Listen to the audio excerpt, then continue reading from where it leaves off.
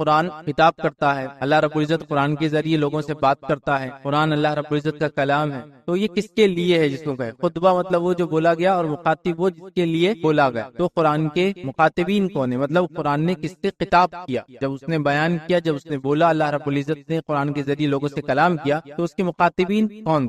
عمومی طور سے قرآن کے مخاطبین جو ہے ساری انسانیت ہے۔ اللہ رب العزت قرآن نازل کرا تو یا ایھا الذین آمنوا کہہ رہا تھا، اے وہ لوگوں جو ایمان لائے۔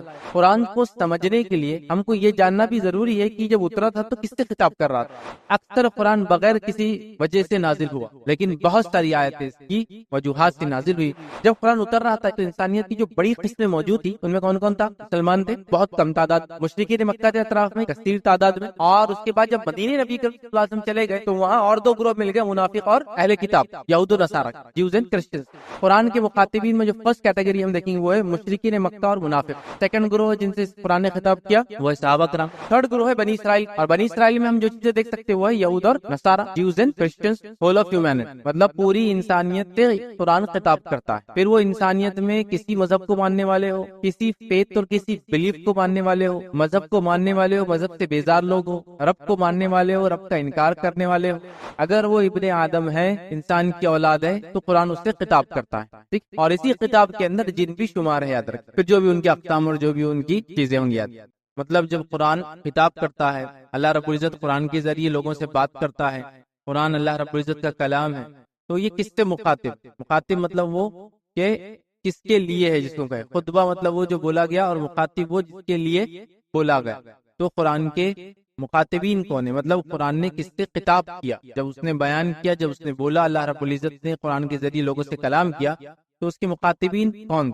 اس سے پہلے کہ عنوان کی طرف بڑھے اور کچھ اس کی خصوصیت کی طرف جائے، یہ بات میں بتا دوں کہ عمومی طور سے قرآن کے مخاطبین جو ہے ساری انسانیت ہے، ہول آف ہیومینٹی، مطلب پوری انسانیت سے قرآن خطاب کرتا ہے۔ پھر وہ انسانیت میں کسی مذہب کو ماننے والے ہو، کسی فیتھ اور کسی بلیف کو ماننے والے ہو، مذہب کو ماننے والے ہو، مذہب سے بیزار لوگ ہو، رب کو ماننے والے ہو، رب کا انکار کرنے والے ہو، سمجھ رہے؟ کوئی بھی ہو سکتا ہے، اگر وہ ابن آدم ہے، انسان کی اولاد ہے، تو قرآن اس سے خطاب کرتا ہے، ٹھیک؟ اور اسی خطاب کے اندر جن بھی شمار ہے، یاد رکھ، پھر جو بھی ان کے اقسام اور جو بھی ان کی چیزیں ہوں گی یاد۔ تو قرآن کے مخاطبین یاد رکھیے در حقیقت جو ہے وہ انسان ہے اور جنات ہے، ٹھیک؟ لیکن آج جو میرا عنوان ہے وہ تھوڑا مخصوص ہے، وہ اس معنی میں کہ قرآن جب نازل ہو رہا تھا، جب اتر رہا تھا، تو تب وہ کس سے بالخصوص خطاب کر رہا تھا۔ لیکن جب میں اس بات کو، اس عنوان کو لے کر آگے چلوں گا تو یہ غلط فہمی کسی کے ذہن میں نہ آئے، یہ تو ان کے لیے تھا، یہ تو ان کے لیے، ہمارے لیے نہیں۔ بالعموم قرآن کی ہر آیت میرے سے، آپ سے، ہر انسان سے خطاب کرتی ہے، لیکن بالخصوص جب قرآن اتر رہا تھا تو اس نے کس سے خطاب، وہ کس سے اللہ تعالیٰ خطاب کر رہا تھا۔ تو آج میں اس کو اس سینس میں رکھوں گا، لیکن درس کا ہرگز یہ معنی نہیں ہے کہ ہم لوگ قرآن کو بانٹ دیں اور بولے یہ تو ان کے لیے تھا اور یہ تو ان کے لیے، وہ سب کے لیے ہے۔ بٹ جب اتر رہا تھا تو رب العزت ان آیتوں کے ذریعے، ان صورتوں کے ذریعے، ان باتوں کے ذریعے فرسٹ فیز میں کس سے خطاب کر رہا تھا، اس کے بعد تو تمام ہے اور آپ مخاطبین۔ جیسا ایک مثال دیتے، اللہ رب العزت قرآن نازل کرا تو یا ایھا الذین آمنوا کہہ رہا تھا، اے وہ لوگوں جو ایمان لائے۔ تو ظاہر سی بات ہے یہاں جب خطاب کر رہا ہے تو آج ہم کہیں گے یہ میرے سے اور آپ سے خطاب ہے جو ایمان والے، لیکن جب اتر رہا تھا تو بالخصوص کس سے خطاب تھا؟ یا ایھا الذین آمنوا کا معنی کیا ہے؟ تو جب اتر رہا تھا تو یا ایھا الذین آمنوا کا معنی تھا صحابہ کرام، بالخصوص، بالعموم ہر وہ شخص جو ایمان لایا شامل ہے، یاد رکھیں ایمان والے۔ لیکن جب ہم بولیں گے نہیں خصوصاً ایمان والے کون تھے اس زمانے میں، کس کو خطاب کر رہا تھا، تو ہم کہیں گے صحابہ کو، لیکن صحابہ کے ذریعے ساری انسانیت کو، اور بالخصوص وہ ایمان والوں کو خطاب کر رہا ہے۔ یا اہل الکتاب، اے اہل کتاب، تو ہم کہیں گے بالعموم سارے اہل کتاب، جیوز اینڈ کرسچنز جو موجود ہے دنیا میں، یہ ان سے خطاب کر رہا ہے، لیکن بالخصوص وہ یہود و نصارہ جو نبی اکرم صلی اللہ علیہ وسلم کے زمانے میں تھے تب ان سے خطاب کر رہا تھا۔ آپ سمجھ رہے ہیں بات؟ یا ایھا الذین کفروا، اے کافروں، یا کافروں کو سے خطاب کرتا ہے قرآن، منافقوں سے خطاب کرتا ہے۔ تو بالعموم سارے منافق مراد ہے، سارے کافر مراد ہے، لیکن بالخصوص جب آ رہا تھا کچھ نہ کچھ ایک گروہ کے اوپر اشارہ تھا، یا تو وہ مشرکین مکہ تھے، یا تو اس کے علاوہ شرک کرنے والے لوگ جو دنیا موجود ہے ان پہ کہہ رہا تھا۔ سمجھ رہے ہیں آپ؟ تو قرآن کا مخاطب انسانیت ہے اور جنات ہے، یاد رکھ، لیکن اس میں سے کچھ آیتیں، کچھ باتیں، کچھ چیزیں جو مخصوص تھی، جو زمانے میں اتر رہی تھی، تو ہم وہ دیکھیں گے آج کی وہ کس سے خطاب کر رہی تھی۔ تو اس درس کا کبھی بھی کوئی یہ معنی نہ لے کہ اس کا معنی یہ ہے کہ یہ ان سے خطاب ہے تو ہمارے لیے اس میں کچھ بھی نہیں ہے، وہ ان سے خطاب ہے تو ہمارے لیے کچھ بھی نہیں ہے، لہٰذا ہم چھوڑ دو۔ یہ تو اہل کتاب کا مسئلہ ہے، لیکن اگر اہل کتاب کی جیسی حرکتیں ہم بھی کرنے لگے تو ہمارے لیے بھی وہ خطاب ہو گیا۔ جیسے اہل کتاب نے کیا کیا، بالخصوص عیسائیوں نے کہا کہ اللہ تین ہے، ہے نا. تو اگر مسلمانوں میں سے بھی کوئی لوگ نعوذ باللہ اہل کتاب کے جیسا اللہ کو، نبی اکرم صلی اللہ علیہ وسلم کو بھی رب کا مقام دے دے تو پھر بات تو ہمارے لیے بھی ہو گئی. آپ سمجھ رہے ہیں بات؟ تو بہرحال قرآن کے مخاطبین کون تھے یاد رکھیں. تو قرآن اصل تو ساری انسانیت کے لیے آئی ہوئی کتاب ہے یاد رکھیں، اور ساری انسانیت اس کو پڑھ کے ہدایت یافتہ ہو سکتی ہے یاد رکھیں، ان سب کے لیے یاد رکھیں. لیکن قرآن میں بہت ساری باتیں ایسی ہے جو مخصوص وقت میں اتری تھی اور مخصوص لوگوں، گروہ اور انسانیت کے طبقے کی طرف اس نے مخصوص یاد رکھے اشارہ کیا اور بات بیان کی تھی یاد رکھے. اسی طرح ہم دیکھتے ہیں قرآن کو سمجھنے کے لیے ہم کو یہ جاننا بھی ضروری ہے کہ جب اترا تھا تو کس سے خطاب کر رہا تھا، تو بات اور واضح ہوتی ہے یاد رکھیں. جیسا قرآن جب اتر رہا تھا تو قرآن کی ایک آیت آئی اور اس کا ایک معنی ہے، تو ہم یہ بولتے ہیں یہ کب اتری تھی، مطلب اس کے پیچھے شان نزول بولتے ہیں عام زبان میں، ٹھیک، کہ یہ ریویل جو ہوئی تھی اس کا پرپس کیا تھا، ریویلیشن یہ کس کے لیے ہوئی. شان نزول جاننے سے ہم کو کیا ہوتا ہے، باتیں اور واضح ہوتی. جب شان نزول ہم کو پتہ نہیں ہوتا چیزوں کا تو کبھی کبھار چیزیں واضح نہیں ہو پاتی، یاد رکھ نہیں ہو پاتی. آئیے میں آپ کو ایک مثال دیتا ہوں، میں غالباً نام بھول رہا ہوں. عمر ابن خطاب رضی اللہ عنہ کا زمانہ ہے، شاید قدامہ بن مدعون، اور عمر ابن خطاب رضی اللہ عنہ کے زمانے میں انہوں نے شراب پی اور وہ پکڑے گئے. ان کو امیر المومنین عمر ابن خطاب رضی اللہ عنہ کے سامنے لایا گیا. آپ نے کہا کوڑے لگاؤ، جو ٹائم میں ایک رول تھا مارنے کا. آپ صلی اللہ علیہ وسلم زمانے میں تو کیسا تھا، جس کے ہاتھ جو لگتا وہ مارتا تھا، ایک دم آتے لوگ اور مارتے تھے. واقعات آپ جانتے ہیں، آپ کے زمانے میں ایک صحابی نے شراب پی لی تھی، ایک شخص نے شراب پی لی تھی اور نبی اکرم صلی اللہ علیہ وسلم نے کہا مارو، سب نے مارا. ایک شخص نے کہا لعنتی ہے تو، بس شراب پی کے آ جاتا. آپ صلی اللہ علیہ وسلم سے روکا کہ اپنے بھائی کے خلاف شیطان کی مدد مت کرو. دیکھیے شراب تو اکیلے میں پیتے لیکن سزا لینے برابر آیا نا.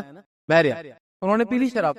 عمر ابن خطاب رضی اللہ عنہ کے سامنے جب لائے گئے تو کہا میرے پاس دلیل ہے اس کی پینے کی. حضرت عمر نے کہا اس کو پہلے تو مارا جائے، پھٹکے لگایا جائے. جب مار لیے نشہ وشہ اتر گیا تو کہا چلو بتاؤ کیا دلیل ہے تمہارے پاس. کہا امیر المومنین قرآن کے اندر سورہ مائدہ، اور سورہ مائدہ کی آیت نمبر جو ہے 91 کے اندر 91 آپ 90 91 92 اس کو پڑھیے آپ تک میں. اس کے اندر کیا ہے کہ اللہ رب العزت نے کہا کہ وہ فال کھولنا، نشہ کرنا، انما الخمر والمیسر والانصاب والازلام رجس من عمل الشیطان، یہ سب شیطانی عمل ہے، اس میں نشہ بھی. تو وہ 90 والی آیت، تو انہوں نے وہ نہیں، اس کے بعد والی جو آیتیں تھی وہ پڑھی. اور کہا امیر المومنین میں نے قرآن پڑھا اور قرآن کے اندر سورہ مائدہ کے اندر یہ آیت پڑھنے میں یہ پتہ چلتا ہے کہ وہ لوگ جو ایمان لائے اللہ رب العزت ان سے ان کے کھانے پینے اور دیگر اعمال کے تعلق سے پوچھیں گا نہیں. تو اس میں ہے کہ جو لوگ ایمان لائے جہاد کی، اللہ تعالیٰ ان کے کھانے پینے کے اور دیگر پچھلے اعمالوں کے بارے میں نہیں پوچھیں گے. تو انہوں نے کہا کہ امیر المومنین میں ایمان لایا ہوں، میں نے آپ کے ساتھ جہاد کیا، تو میرے سے پوچھنی ہوں گی. حضرت عمر نے کہا کہ یہ آیت کب نازل ہوئی تھی، میرے سے سنو. جب قرآن کی سورہ مائدہ کی آیت نمبر 90 نازل ہوئی جس میں شیطانی عمل بتایا گیا، شراب کو، خمر کو، تو تب ہم لوگ فکر کرنے لگے کہ جو کل تک لوگ شہید ہوئے جو شراب پی رہے تھے اب ان کا کیا ہوگا اعمال. تو تب اللہ رب العزت نے آیت نمبر 91 اور 92 نازل کر کے یہ بتایا کہ یہ آیت 90 نازل ہونے سے پہلے جو لوگ ایمان لائے تھے، شراب کی حرمت سے پہلے جو ایمان لائے تھے انہوں نے جہاد کیا، اللہ ان کے اعمال کو ضائع نہیں کریں گے. اب یہ صحابی نے اس کو بعد والے کے لیے لگا دیا. تو ان کو جب بات سمجھ میں آئی کہ ارے اتنی بڑی خطا. تو آپ دیکھ رہے ایک صحابی تھی شان نزول کو اگر نہ سمجھے تو اتنی بڑی خطا. میں نہیں کر رہا ہوں کہ ہر آیت کا شان نزول جاننا ضروری ہے، کیونکہ اکثر آیتیں بغیر شان نزول کی نازل ہوئی، یاد رکھیں یہ بات بھی آپ سمجھیے. لیکن بہت ساری آیتوں کے شان نزول ہیں. عمر ابن خطاب رضی اللہ عنہ کو لے لیجیے. مطلب میں جو بتانا چاہ رہا ہوں کہ جب تک آپ کون مخاطب نہیں سمجھیں گے تو کیا مسئلہ ہوتا ہے. ایک صحابی کو غسل واجب ہو گیا آپ پر اور پانی موجود نہیں تھا.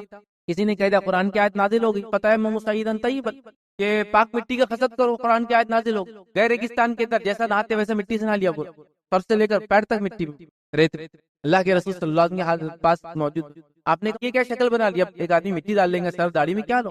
وہ کہا پاک مٹی کا قصد کرو، پاک مٹی کا ارادہ کرو. قرآن نے کہا جب پانی نہ ملے تو کہا اس کا معنی ہی نہیں ہے. اس کا معنی یہ ہے کہ جب تم کو غسل کے لیے پانی نہ ملے، وضو کے لیے بھی مسئلہ ہے، تو کیا کرو، تیمم کرو. قصد تیمم بولتے ہیں قصد. تو فتیمموا صعیدا طیبا، پاک مٹی کا قصد کرو. تو مٹی پہ ہاتھ مارنا ہے، چہرے پہ ہاتھ پھیرنا ہے، پھر الٹے ہاتھ سے سیدھا ہاتھ اور سیدھا ہاتھ سے الٹا. تو یہ تیمم ہے. صحابی بھی فتیمموا صعیدا طیبا کا معنی سمجھ نہیں پائے جب تک کہ نبی اکرم صلی اللہ علیہ وسلم نے ان کو ایکسپلین نہیں کیا. تو چیزوں کا کانٹیکٹ ہوتا ہے، یاد ان کانٹیکٹ کو سمجھنا ہمارے لیے بے انتہا ضروری ہوتا ہے، یاد رکھ.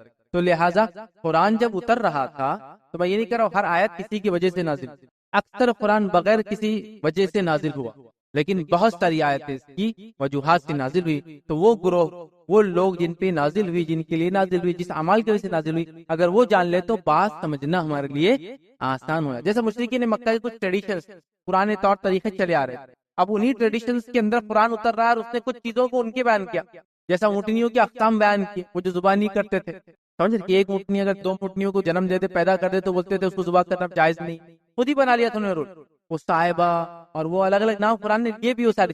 اب جب تک وہ کانٹیکس نہیں جانیں گے جن لوگوں پر اتری تھی اور ان کے اندر یہ سب چیزیں کیا تھی جو کر رہے تھے عبادت، یہ اونٹوں کی کیا قسمیں تھی جس کو ذبح نہیں کرتے تھے، غیر اللہ کے نام پہ چھوڑتے، جب تک آپ نہیں سمجھ. یا قرآن نے کہا تم بھی حج کے لیے وہاں سے نکلو جہاں سے لوگ نکلتے ہیں. اب یہاں لوگوں سے مراد کیا آئی تو پتہ چلا لوگ نکلتے مطلب مشرکین جس اسپاٹ سے نکلتے تھے اس کو میقات بنا رہے تھے، وہی تمہارے لیے مسلمانوں میقات. اب لوگ نکلتے تو لوگ تو کہیں سے بھی نکل رہے، میننگ کیا تھا سمجھ رہے نا. تو قرآن جو ہے ایک پرٹیکولر ریجن میں اترا، ایک پرٹیکولر لینگویج میں اترا، اور پرٹیکولر لوگ مطلب مخصوص لوگ تھے، مطلب تھا بات عمومی سب کے لیے اس کی. لیکن جب اترا تھا اگر ان باتوں کو ہم سمجھنے لگے تو قرآن کا سمجھنا، اس کے مخاطبین کس سے خطاب کر رہا ہے، بہت آسان ہوتا ہے. یاد رکھیے ہم کو اس پر عمل کرنا پہ یاد رکھیں. اس سے کیا ہوتا ہے قرآن کو پڑھ کر سمجھنے میں اور اس پر عمل کرنے میں آسانی ہوتی ہے جب قرآن کے مخاطبین کیا ہے اس کو ہم جو سمجھتے ہیں. اسی طرح جب قرآن اتر رہا تھا یاد رکھیے تو انسانیت کی جو بڑی قسمیں موجود تھی ان میں کون کون تھا؟ مسلمان تھے بہت کم تعداد، مشرکین مکہ کے اطراف میں یا مشرک تھے اور کافر تھے کثیر تعداد میں. اور اس کے بعد جب مدینے نبی صلی اللہ علیہ وسلم چلے گئے تو وہاں اور 2 گروہ مل گئے، منافق اور اہل کتاب، یہود و نصارہ، جیوز اینڈ کرسچنز. تو گویا اگر قرآن کو ایسا دیکھے تو جب قرآن اتر رہا تھا تو مشرک تھے، صحابہ مومن تھے، مشرکین مکہ سمجھو مشرک ہے، صحابہ جو تھے وہ گروہ مومنوں کا گروہ تھا. اور اس کے بعد جب نبی کریم صلی اللہ علیہ وسلم ہجرت کر کے چلے گئے تو وہاں آپ کو ملیں گے اہل کتاب، اور اس کے بعد منافق ملیں گے اور کافر ملیں گے. تو کافر دونوں جگہ تھے. لیکن ایک عمومی اگر میں بات کروں تو اگر ان گروہوں کو تقسیم کیا جائے، انسانیت کو اگر ڈیوائیڈ کیا جائے تو 3 ہی حصوں میں ہوتا ہے. اور علامہ ابن تیمیہ رحمہ اللہ نے سورہ بقرہ کی جو ابتدائی 21 آیتیں اس کے اندر کہا کہ اللہ رب العزت نے ان 21 آیتوں میں انسانیت کی 3 قسمیں بتا دی جو ہو سکتی ہے یا جو ہوتی ہے. تو سورہ بقرہ شروع ہوتا ہے، سورہ بقرہ کی پہلی 5 آیتیں مومنوں سے خطاب کرتی ہے. آیت نمبر 1 سے الف لام میم سے لے کر اولئک هم المفلحون، یہ 5ویں آیت تک یہ ہو گئے مومنوں سے خطاب. بعد کی 2 آیتیں آیت نمبر 6 اور 7 کافروں سے خطاب کرتی ہے، ان الذین کفروا سواء علیہم، وہ ہو گیا. اور اس کے بعد کی آیتیں جو شروع ہوتی ہے 8 سے لے کر 21 تک یہ خطاب کرتی ہے منافقوں سے. تو وہ کہتے ہیں بس 3 ہی قسمیں انسانیت، مومن، کافر اور منافق. تو بات صحیح ہے. اور اگر ڈیوائیڈیشن کو ایسا نہ لے تقسیم کو اور ایک رف تقسیم لے تو انسانیت 2 حصوں میں تقسیم ہوتی ہے، مومن اور کافر. کیونکہ منافق بھی کافر کی قسم ہے، اہل کتاب بھی، اہل کتاب ہے اسپیشل پریویلیجز ہیں بٹ ان کے عقیدے سے تو وہ بھی کافر اور مشرک میں شامل ہوتے ہیں. آپ سمجھ رہے بات. لیکن یہ 3 قسمیں سمجھو، مومن، منافق اور کافر، یہ 3 قسمیں انسانیت کی. تو بہرحال جب قرآن نازل ہو رہا تھا تو یہ مخصوص طبقے کے لیے ہو رہا تھا، مخصوص طبقے کے لیے آیا، ہر آیت نہیں بٹ آئی. اس کو جاننے سے ہم کو اس کو سمجھ کر عمل کرنے میں آسانی ہوتی ہے. اسی لیے آج کا درس ہے کہ قرآن کے مخاطبین کون ہیں، ہم اس کو صرف سمجھے، بہت شارٹ میں سمجھانے کی میں کوشش کروں. تو آئیے آج جو میں آپ کے سامنے باتیں رکھوں گا وہ 3 نکات کی. پہلی ہم دیکھیں گے قرآن کے مخاطبین میں جو فرسٹ کیٹیگری ہم دیکھیں گے وہ ہے مشرکین مکہ اور منافق. مشرکین مکہ میں جو مشرک موجود تھے، شرک کر رہے تھے، پالیتھیسٹ. اور منافق بھی وہی تھے جو مشرکین مکہ والا عقیدہ تھا. لیکن جب آپ صلی اللہ علیہ وسلم جب مدینے گئے تو آپ کو پاور مل گیا. مکے میں ظلم کے تحت مسلمان دبے تھے، مدینے میں لیڈرشپ مل گئی مسلمانوں کو، سمجھا. تو لہذا لیڈرشپ کے انڈر میں جو کافر یا جو مشرک آنا نہیں چاہتے تھے لیکن وہ مسلمانوں کے بینیفٹ بھی لینا چاہتے تھے اور ان سے ڈرتے بھی تھے، تو انہوں نے کیا کیا، ایک لبادہ اوڑھ دیا، ایک چادر اوڑھ دی. ایمان والے ہیں وہ. تو اسی لیے میں دونوں کو ساتھ رکھ رہا ہوں. تو میں گویا مدینے کے اندر منافق ملیں گے آپ، مکے کے اندر مشرک ملیں گے آپ. تو مشرک و منافق پہلا گروہ. اسی طرح دوسرا گروہ آپ کو ملیں گا صحابہ وہ لوگ ہیں جو ان ابتدائی دور میں مشرکین مکہ میں سے نکل کر آئے. بہت ہی قلیل تعداد تھی صحابہ کی جو شرک نہیں کرتے تھے. مطلب ایسے گن سکتے 1-2 ایسے، ورقہ بن نوفل ایک ہے، پتا چلا وہ انہوں نے شرک نہیں کرتے تھے اس زمانے میں جو شرک چلتا تھا. بلکہ ایک روایت میں تو میں اس شخص کا نام بھول گیا، اہل عرب تھے، مطلب مشرکین مکہ کے اندر اہل عرب میں ایک شخص تھا. آپ صلی اللہ علیہ وسلم فرماتے ہیں کہ عیسیٰ کے بعد اور میرے بیچ میں وہ اکیلا ہی تھا، مطلب وہ اکیلا ہی تھا جو شرک نہیں کرتا تھا انسان. اتنے کم لوگ گزرے. تو آپ صلی اللہ علیہ وسلم کے زمانے میں بھی چند لوگ تھے جو شرک نہیں کرتے تھے. ٹھیک. تو پہلا گروہ جو سیکنڈ گروہ جس کو کہیں گے مشرکین کے بعد ہوا وہ ہے آپ صلی اللہ علیہ وسلم پہ وحی آئی، اس کے بعد آپ نے دعوت دی تو سارے مشرک تھے، اس میں سے نکل کر ایمان والے آنے لگے، فلٹر ہو کے آنے لگے. کچھ بولے تو کچھ کی نام لفظاً گن سکتے ہیں، 1-2-3 ایسے تھے جو واقعی میں شرک پہلے سے نہیں کرتے تھے. سیکنڈ گروہ جن سے قرآن نے خطاب کیا وہ ہے صحابہ کرام. اور صحابہ کے اندر بھی اول ڈیوائیڈیشن جس کو ہم کہیں گے اگر تفریق کر کے سمجھنا ہے چیزوں کو صرف تو وہ ہے مہاجر اور انصار کی تفریق. کہ ہجرت سے جو ہجرت کر کے آئے اور جنہوں نے ہجرت کرنے والوں کی مدد کی، ہے نا اول. اور اللہ تعالیٰ نے بھی یہ نام سے قرآن میں مہاجرین و انصار کا نام بھی لیا قرآن میں. ٹھیک ہے. تو بہرحال سیکنڈ گروہ صحابہ کا جس سے مہاجر اور انصار سمجھنے کے لیے ہم کر سکتے ہیں. تھرڈ گروہ ہے بنی اسرائیل. اور بنی اسرائیل میں ہم جو چیزیں دیکھ سکتے ہیں وہ ہے یہود اور نصارہ. جیوز اینڈ کرسچنس، یہ دو لوگ یاد رکھیں یہاں مخاطب ہیں۔ تو آج جو ہم عنوان دیکھیں گے قرآن کے مخاطبین میں، ان جنرل تو بہت لوگوں کو قرآن نے خطاب کیا، ایون ایتھسٹ کو خطاب کیا، جو اللہ کا انکار کرتے ان کو خطاب بہت سارا ہے، لیکن ہم جو تین گروہ جو مین مخاطبت تھے وہ تین یاد ہیں۔ تو پہلا دیکھیں گے ہم مشرکین مکہ اور منافق، دوسرا ہم دیکھیں گے صحابہ کرام مہاجر اور انصار لے لیجیے سمجھنے کے لیے، اور تیسرا بنی اسرائیل میں یہود اور نصارہ، جیوز اینڈ کرسچنس، ٹھیک ہے، جو ہے یا یہودی اور عیسائی جس کو اردو میں کہتے ہیں، یاد رکھیں یہ دو گروہ ہم دیکھتے ہیں۔ چلیے آگے بڑھتے ہیں۔ یہ بات کو سمجھنے کے بعد کہ قرآن کے مخاطبین کو سمجھنے سے ہم کو قرآن سمجھنے میں، اس پہ عمل کرنے میں آسانی ہوتی ہے۔ آگے بڑھتے ہیں۔ اب مشرکین مکہ اور منافق، یہ پہلا گروہ تھا جس سے قرآن نے خطاب۔ اب میں منافقوں کیوں لا رہا ہوں؟ حالانکہ منافق تو مدینے میں آئے، میں اس لیے لا رہا ہوں کہ دونوں عقیدے سے ایک ہی ہوتے ہیں، دونوں عقیدے سے کافر ہوتے ہیں، اس وجہ سے دونوں کو ایک ساتھ رکھ رہا ہوں میں، یاد رکھیے بات کو سمجھنے، ورنہ ترتیب میں رکھا جائے تو مشرک پہلے آئیں گے، اس کے بعد صحابہ آئیں گے، اس کے بعد اہل کتاب اور منافق آئیں گے، لیکن اب چونکہ وہ سیم عقیدہ ہے ایک ساتھ رکھ دیا ہوں میں۔ مشرکین مکہ اور منافقین قرآن کے مخاطبین میں سے، اور قرآن نے بیشتر جگہ یا تو پچھلی قوموں کے واقعات میں ان کے نبیوں نے مشرکوں سے کیسا خطاب کیا، یا تو نبی اکرم صلی اللہ علیہ وسلم نے مشرکوں سے کیسا خطاب کیا، یا مطلب بتایا جا رہا ہے یہ اللہ ڈائریکٹ مشرکوں سے خطاب کر رہا ہے، یا پھر منافقوں کو خطاب کر کے ایک طرح سے کافر اور مشرکوں کو خطاب کر رہا ہے، چونکہ منافق بھی دل سے کافر اور مشرک ہی ہوتا ہے، تو ڈائریکٹ خطاب کیا گیا ان کو، یا تو پچھلی قوموں کے واقعہ سنا کے اللہ نے خطاب کیا، سیدھے خطاب کیا ہے نبی اکرم صلی اللہ علیہ وسلم کے ذریعے ان کو خطاب کیا۔ اب مشرکین مکہ کون تھے سب سے پہلے جان لیں۔ مشرکین مکہ یاد رکھیے بنی اسماعیل میں سے تھے۔ ایسے پورے عرب کا جو پیننسولا ہے، مطلب میں آج سعودی عربیہ اور کئی چھوٹے چھوٹے اور کنٹریز ہے، قطر ہے، یمن ہے، اور یو اے ای ہے، عمان ہے، ٹھیک ہے، کویت ہے، ٹھیک ہے۔ اب ابھی تو مطلب پہلے تو ایک ملک ہوا کرتا تھا ویسا، یہ ایک ملک تھا اور شام ایک ملک تھا، ابھی شام کے اندر لبنان ہے، اردن ہے، مطلب جارڈن ہے، فلسطین ہے، سیریا ہے، تو کئی کنٹریز ہے، لیکن پہلے سے خطے مانے ریجنز کے حساب سے تو سعودی پیننسولا مطلب وہ شام کا علاقہ چھوڑ کے پورا سعودی کا وہ اتنا ٹکڑا جس کے تینوں طرف سمندر ہے، دونوں طرف سمندر ایسا گول، ٹھیک، وہ علاقہ، تو یہ بنی اسماعیل کہلاتے تھے، اور یہ اسماعیل علیہ السلام کی اولاد سے تھے، ٹھیک، تو ان کو بنی اسماعیل، تو مشرکین مکہ در حقیقت بنی اسماعیل ابراہیم علیہ السلام کے بڑے بیٹے اسماعیل علیہ السلام کی اولاد سے تھے، یاد رکھیے، اور وہ جانتے تھے کہ وہ ان کی اولاد سے، یاد رکھیے، اور خانہ کعبہ کے اندر انہوں نے بتوں کو بٹھا کر وہ بتوں کی پرستش کیا کرتے تھے، اور اولین دور میں قرآن جب نازل ہوا نبی اکرم صلی اللہ علیہ وسلم اسی قوم سے تھے، اور آپ پہ قرآن نازل ہوا، اور انہیں کو سب سے پہلے قرآن نے خطاب کیا مشرکین مکہ، اس لیے جنرل مشرک میں بھی کاؤنٹ کر سکتے ہیں ان کو، لیکن اسپیسیفک کر رہے ہیں مشرکین مکہ،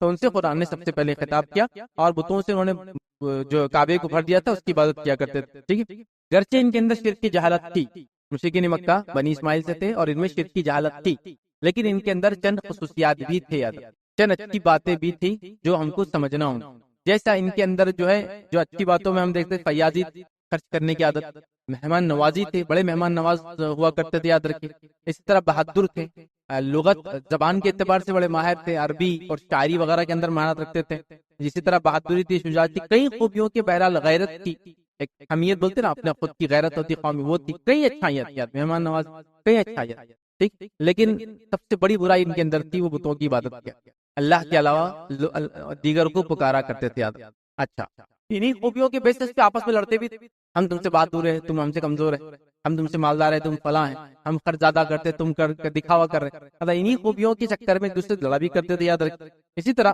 ان لوگوں کو آپس میں قبیلے کے اعتبار سے رہتے تو قبائلی بڑی تعصب بھی تھی ایک دوسرے، مطلب جہاں اپنے قبیلے کو اونچا کرنا تو دوسروں سے تعصب رکھنا بھی اس کے اندر، ہر طاقتور قبیلہ کمزور قبیلے کو دبا دیا اور ختم کر دیا، بالکل کامن تھا، عرب کا جو ٹریڈیشن تھا، جو قبائلی سسٹم تھا، جو پیننسولا کا پورا حال تھا، وہ اسی طرح سے تھا کہ بہت زیادہ مطلب ہر طاقتور کمزور کو دبا، جیسا سمندر میں جنگل کا حال ہوتا ہے، ہر طاقتور جانور دوسرے جانوروں کو ختم کر دیتے، جبکہ انسان ہونے کے ناطے ہم جانوروں سے ہماری کچھ صفتیں الگ ہوتی، بھائی ہم کمزور کو کھڑا کرنے کی مطلب تو اللہ تعالیٰ چاہتا ہے کہ کمزور کو ہم ختم نہ کریں، کمزور کی مدد کر کے اس کو بھی ہم کھڑا کریں ہمارے ساتھ، اگر ہم بھی جانوروں کی سوسائٹی بنا لیں گے جو طاقتور ہے وہ جیئیں گا، مطلب جس کو بولتے ہیں سروائیول آف دا فٹسٹ، جس کو بولتے ہیں جو سب سے فٹ ہوگا بچ جائیں گا، باقی جائیں گے، ایسا نہیں انسانیت میں، ہم کو غریبوں کی مدد کرنے کا، مسکینوں کی مدد کرنے کا، بیواؤں کی مدد کرنے کا، یتیموں کی مدد کرنے کا، اور ان کو مطلب اپنے اٹھانے کا، ان کو جو کچھ کر سکتے کتنا اجر ثواب ان کے پاس نہیں، تو ایک دوسرے کو ختم کر دیا کرتے تھے، اور اسی قبائلی تعصب میں یہ بھی ہوا کہ جب نبی اکرم صلی اللہ علیہ وسلم قریش کے ایک مخصوص ایک شاخ سے آئے، بنو ہاشم جس کو کہتے تھے، تو دیگر لوگوں کو نفرت ہو، وہ قبائلی تھا نا کہ اگر ہم قریش کے ہاشمی خاندان کے ایک انسان کو نبی مان لیں گے تو میرے خاندان کا وقار اور اونچائی کہاں گئی؟ جیسے خالد بن ولید کے جو ہے والد نے جو ہے ولید بن مغیرہ نے کیا کہا کہ اللہ تعالیٰ کو اگر نبی بنانا ہی ہوتا کسی کو، ہمارے خاندان سے کیوں نہیں بنایا؟ ان کا خاندان بہت بڑا خاندان تھا، ولید بن وغیرہ خاندان بہت اونچا خاندان، اور جنگی ذمہ داریاں ان کے اوپر تھی. مطلب یہ لوگوں کا خاندان جنگ وغیرہ کے اندر قریش کا اور مشرکین مکہ کے ڈیفنس کے لیے کھڑا ہوتا تھا یہ خاندان. آپ سمجھ رہے ہیں؟ اور یہ بات آپ کو پتا ہے، میں بھی جانتا ہوں، اور یہ تجربے والی بات ہے کہ ہر خاندان، ہر گروہ کی جو خصوصیتیں ہوتی ہے، آپ دیکھیں گے اگلی نسلوں میں اور منتقل ہو کے اور خصوصیتیں بڑھ جاتی ہیں. اسی لیے خالد بن ولید رضی اللہ عنہ کی آپ جنگی مہارتیں اگر دیکھیں گے، جو جنگی جو غزوات میں شامل ہوئے، اس کے جنگوں میں شامل ہوئے، اور اس کے بعد ابوبکر صدیق رضی اللہ عنہ کے دور میں، حضرت عمر کے دور میں جو جنگوں میں شامل ہوئے، یونیک ہے، یونیک. مطلب ہسٹری کے اندر، یہ صرف میں نہیں کہہ رہا ہوں، تاریخ لکھنے والوں نے کہا کہ ایسا جنرل، فوج کا ایسا سپہ سالار دنیا نے نہیں لکھا ہے، کہ مطلب انہوں نے کوئی جنگ ایسی نہیں تھی جو لڑی اور جس میں ہارے ہو. میں یہ نہیں کہہ رہا ہوں کہ کوئی جنگ ایسی نہیں تھی جس میں وہ لیڈر تھے اور ہارے نہ ہو، جس میں وہ تھے وہ جنگ ہاری نہیں. اسی لیے حضرت عمر نے ان کو ان کی زندگی کے آخری وقت میں سروس سے معزول کر دیا تھا، ریٹائرمنٹ دلا دیا. بہت روتے تھے بیچارے. ریٹائرمنٹ کیوں دلا دیا تھا؟ کہ سب کا ایک ایسا ایسی ہوپ جس کو بولتے ایک ایسا سوچ بنتے جا رہی تھی کہ خالد چاہے سپہ سالار ہو یا خالد فوجی ہو، خالد جس جنگ میں ہوں گے وہ جنگ ہارتے نہیں لوگ. ایک سمجھے نا، ایک تھاٹ پروسیس بن رہا تھا. حضرت عمر نے خاص طور سے ان کو معزول کر، جس پہ وہ روتے تھے کہ اب عمر نے ایسا کیوں کیا میرے. سمجھا؟ تو یہ کہتے خاندانی تھا ان. اسی طرح اگر عمرو بن عاص رضی اللہ عنہ کو دیکھے تو ان کا خاندان وہ تھا، مطلب کیا کرتا تھا، یہ لوگ ایمبیسیڈرز تھے، ڈپلومیٹس تھے. ہاں، قریش کے قبیلے کے لوگ جب کسی دوسرے ملک میں جاتے، تجارت کرتے، ٹیکسیشن کا ایشو آتا وغیرہ آتا، بادشاہوں سے بات کرنا، شاہنوں کے سامنے جانا، درباروں میں جانا ہے، تو یہ کام کرتے تھے. درباری آؤ، مطلب وہ لوگوں میں، بڑے لوگوں میں کام کرنا، ڈپلومیسی جو ہوتی ہے بات کرنے کے اندر، ایک وہ سب ان میں. اور آپ دیکھیں گے ان کی پوری زندگی کے اندر یہ چیز چلک، تو یہ چیز ہوتی ہے ادھر کی خاندانی چیز. تو اب عربوں کو خاندانی تعصب کیا آ گیا کہ بولے وہ ہمارے اندر کیوں نہیں آیا آخری نبی محمد صلی اللہ علیہ وسلم. اور وہ تعصب میں انہوں نے کیا کیا، نبی اکرم صلی اللہ علیہ وسلم کی باتوں پر ایمان نہیں لائی. یہ بات بھی ہم کو پتہ چلا. ٹھیک ہے. اسی طرح ہم دیکھتے ہیں نبی اکرم صلی اللہ علیہ وسلم کے ذریعے جو ہے قرآن میں اللہ رب العزت نے لوگوں سے خطاب کیا، ان کو آخرت کا عقیدہ بتایا، ان کو جہنم کی وعیدیں سنائی، اور ان کو صحیح اعمال کرنے کا حکم دیا. یہ پورا ہم کو مشرکین مکہ. تو مشرکین مکہ درحقیقت کون تھے؟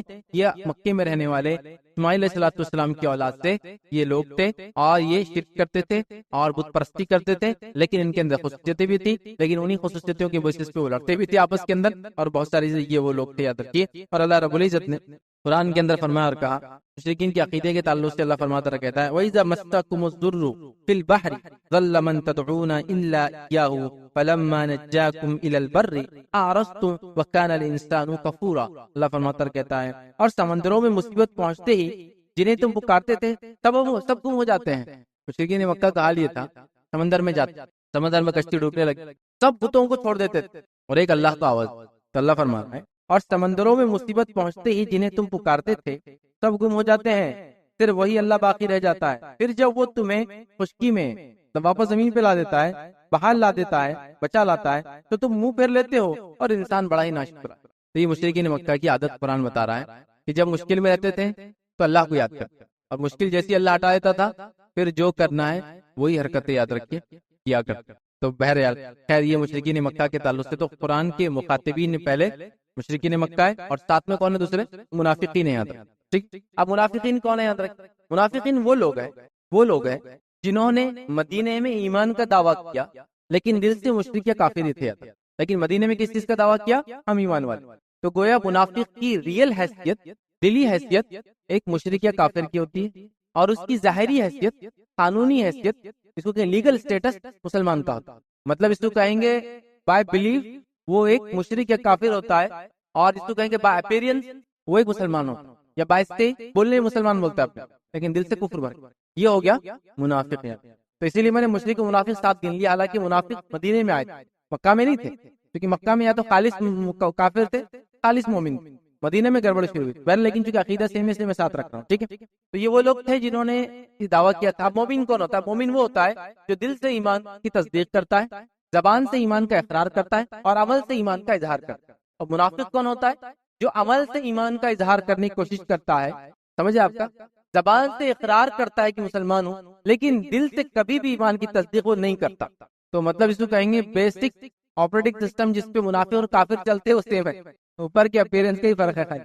ٹھیک. تو مومن وہ جو دل سے تصدیق کر لے ایمان کی، زبان سے اقرار کرے، عمل سے اظہار کرے۔ منافق وہ جو دل سے تصدیق نہ کرے، زبان سے اقرار کرے اور عمل سے اظہار بھی کرے۔ نمازیں پڑھ رہے، جیسی پڑھ رہے سست پڑھ رہے لیکن پڑھ رہے ہیں، اور مسلمانوں کے ساتھ رہ رہے، جہادوں میں جا کے واپس آ رہے کہ جا رہے برابر، وہاں تک جاتے تھے اور اب لوٹ کے آ جاتے، لیکن ہے ہم ساتھ ہیں، بہانے تھے جو بھی، تو یہ منافق ہوتے ہیں۔ یہ گروہ مکہ میں بالکل موجود نہیں تھا، یہ مدینے میں پیدا ہوا۔ اور کب پیدا ہوا؟ جب مدینے میں نبی اکرم صلی اللہ علیہ وسلم گئے، اوس اور خزرج دو قبیلوں میں جھگڑا تھا، نبی اکرم صلی اللہ علیہ وسلم مصعب بن عمیر رضی اللہ عنہ کو پہلے سے بھیج دیا، مصعب بن عمیر رضی اللہ عنہ مدینے گئے اور وہاں دعوت کا کام شروع کیا، اور اللہ کے رسول صلی اللہ علیہ وسلم کی مدینے ہجرت سے پہلے اکثر اور بیشتر مدینہ مسلمان ہوتے، اکثر اور بیشتر ان کی دعوت، اکثر و بیشتر میجورٹی۔ اب جب نبی اکرم صلی اللہ علیہ وسلم پہنچے تو اوس اور خزرج کا جھگڑا تھا، یہ جھگڑے کو ختم کرنے انہوں نے سوچا تھا کہ لیڈر بنا دیں گے۔ لیڈر کس کو بنائیں گے؟ عبداللہ بن ابی ابن سلول کو لیڈر بنا دیں گے۔ عبداللہ بن ابی، عبداللہ بن ابی کو بلایا جاتا ہے، ابن سلول کو اپنا لیڈر بنا دیں تاکہ مسئلہ ختم۔ اب اس کی کورونیشن تھا، مطلب اس کی تاج پوشی۔ نبی اکرم صلی اللہ علیہ وسلم ہجرت کر کے پہنچے تو لوگوں نے بولا تاج پوشی ملتوی کر دو، بعد میں کریں گے، مطلب تمہارا جو کنگ شپ ہے ابھی تھوڑا لیٹ کریں گے، بعد میں کراؤن تم کو پہنائیں گے، ابھی چھوڑ دیتے۔ مدینہ آپ صلی اللہ علیہ وسلم پہنچے تو اکثر لوگ اسلام قبول کر چکے تھے، اب اسلام قبول کر چکے تھے، اس کو کب لیڈر بنانا؟ جب نبی اکرم صلی اللہ علیہ وسلم آ گئے تو انہوں نے کیا کیا؟ آپ صلی اللہ علیہ وسلم کی بات ماننے لگے۔ عبداللہ نے یہاں بات کو دل پہ لے لیا اور اس نے کیا کیا؟ اپنے شرک کو چھپایا اور کہا کہ میں تو مسلمان ہوں، اور یہ بنا منافقوں کا سردار عبداللہ بن ابی ابن سلول۔ یاد رکھیں، ابن سلول کے نام سے آپ سیرت کے اندر نام آئیں گے۔ یہ بنا منافقوں کا سردار۔ کیوں بنا؟ اس کی پوزیشن جاری، اس کو دل پہ وہ، لیکن یہ جانتا تھا میں ان کو نقصان نہیں پہنچا سکتا سیدھے، کیونکہ میرا قبیلہ پورا ایمان لایا، تو وہ اس نے ایمان کا وہ کیا۔ اور یہ کیا کرتا تھا؟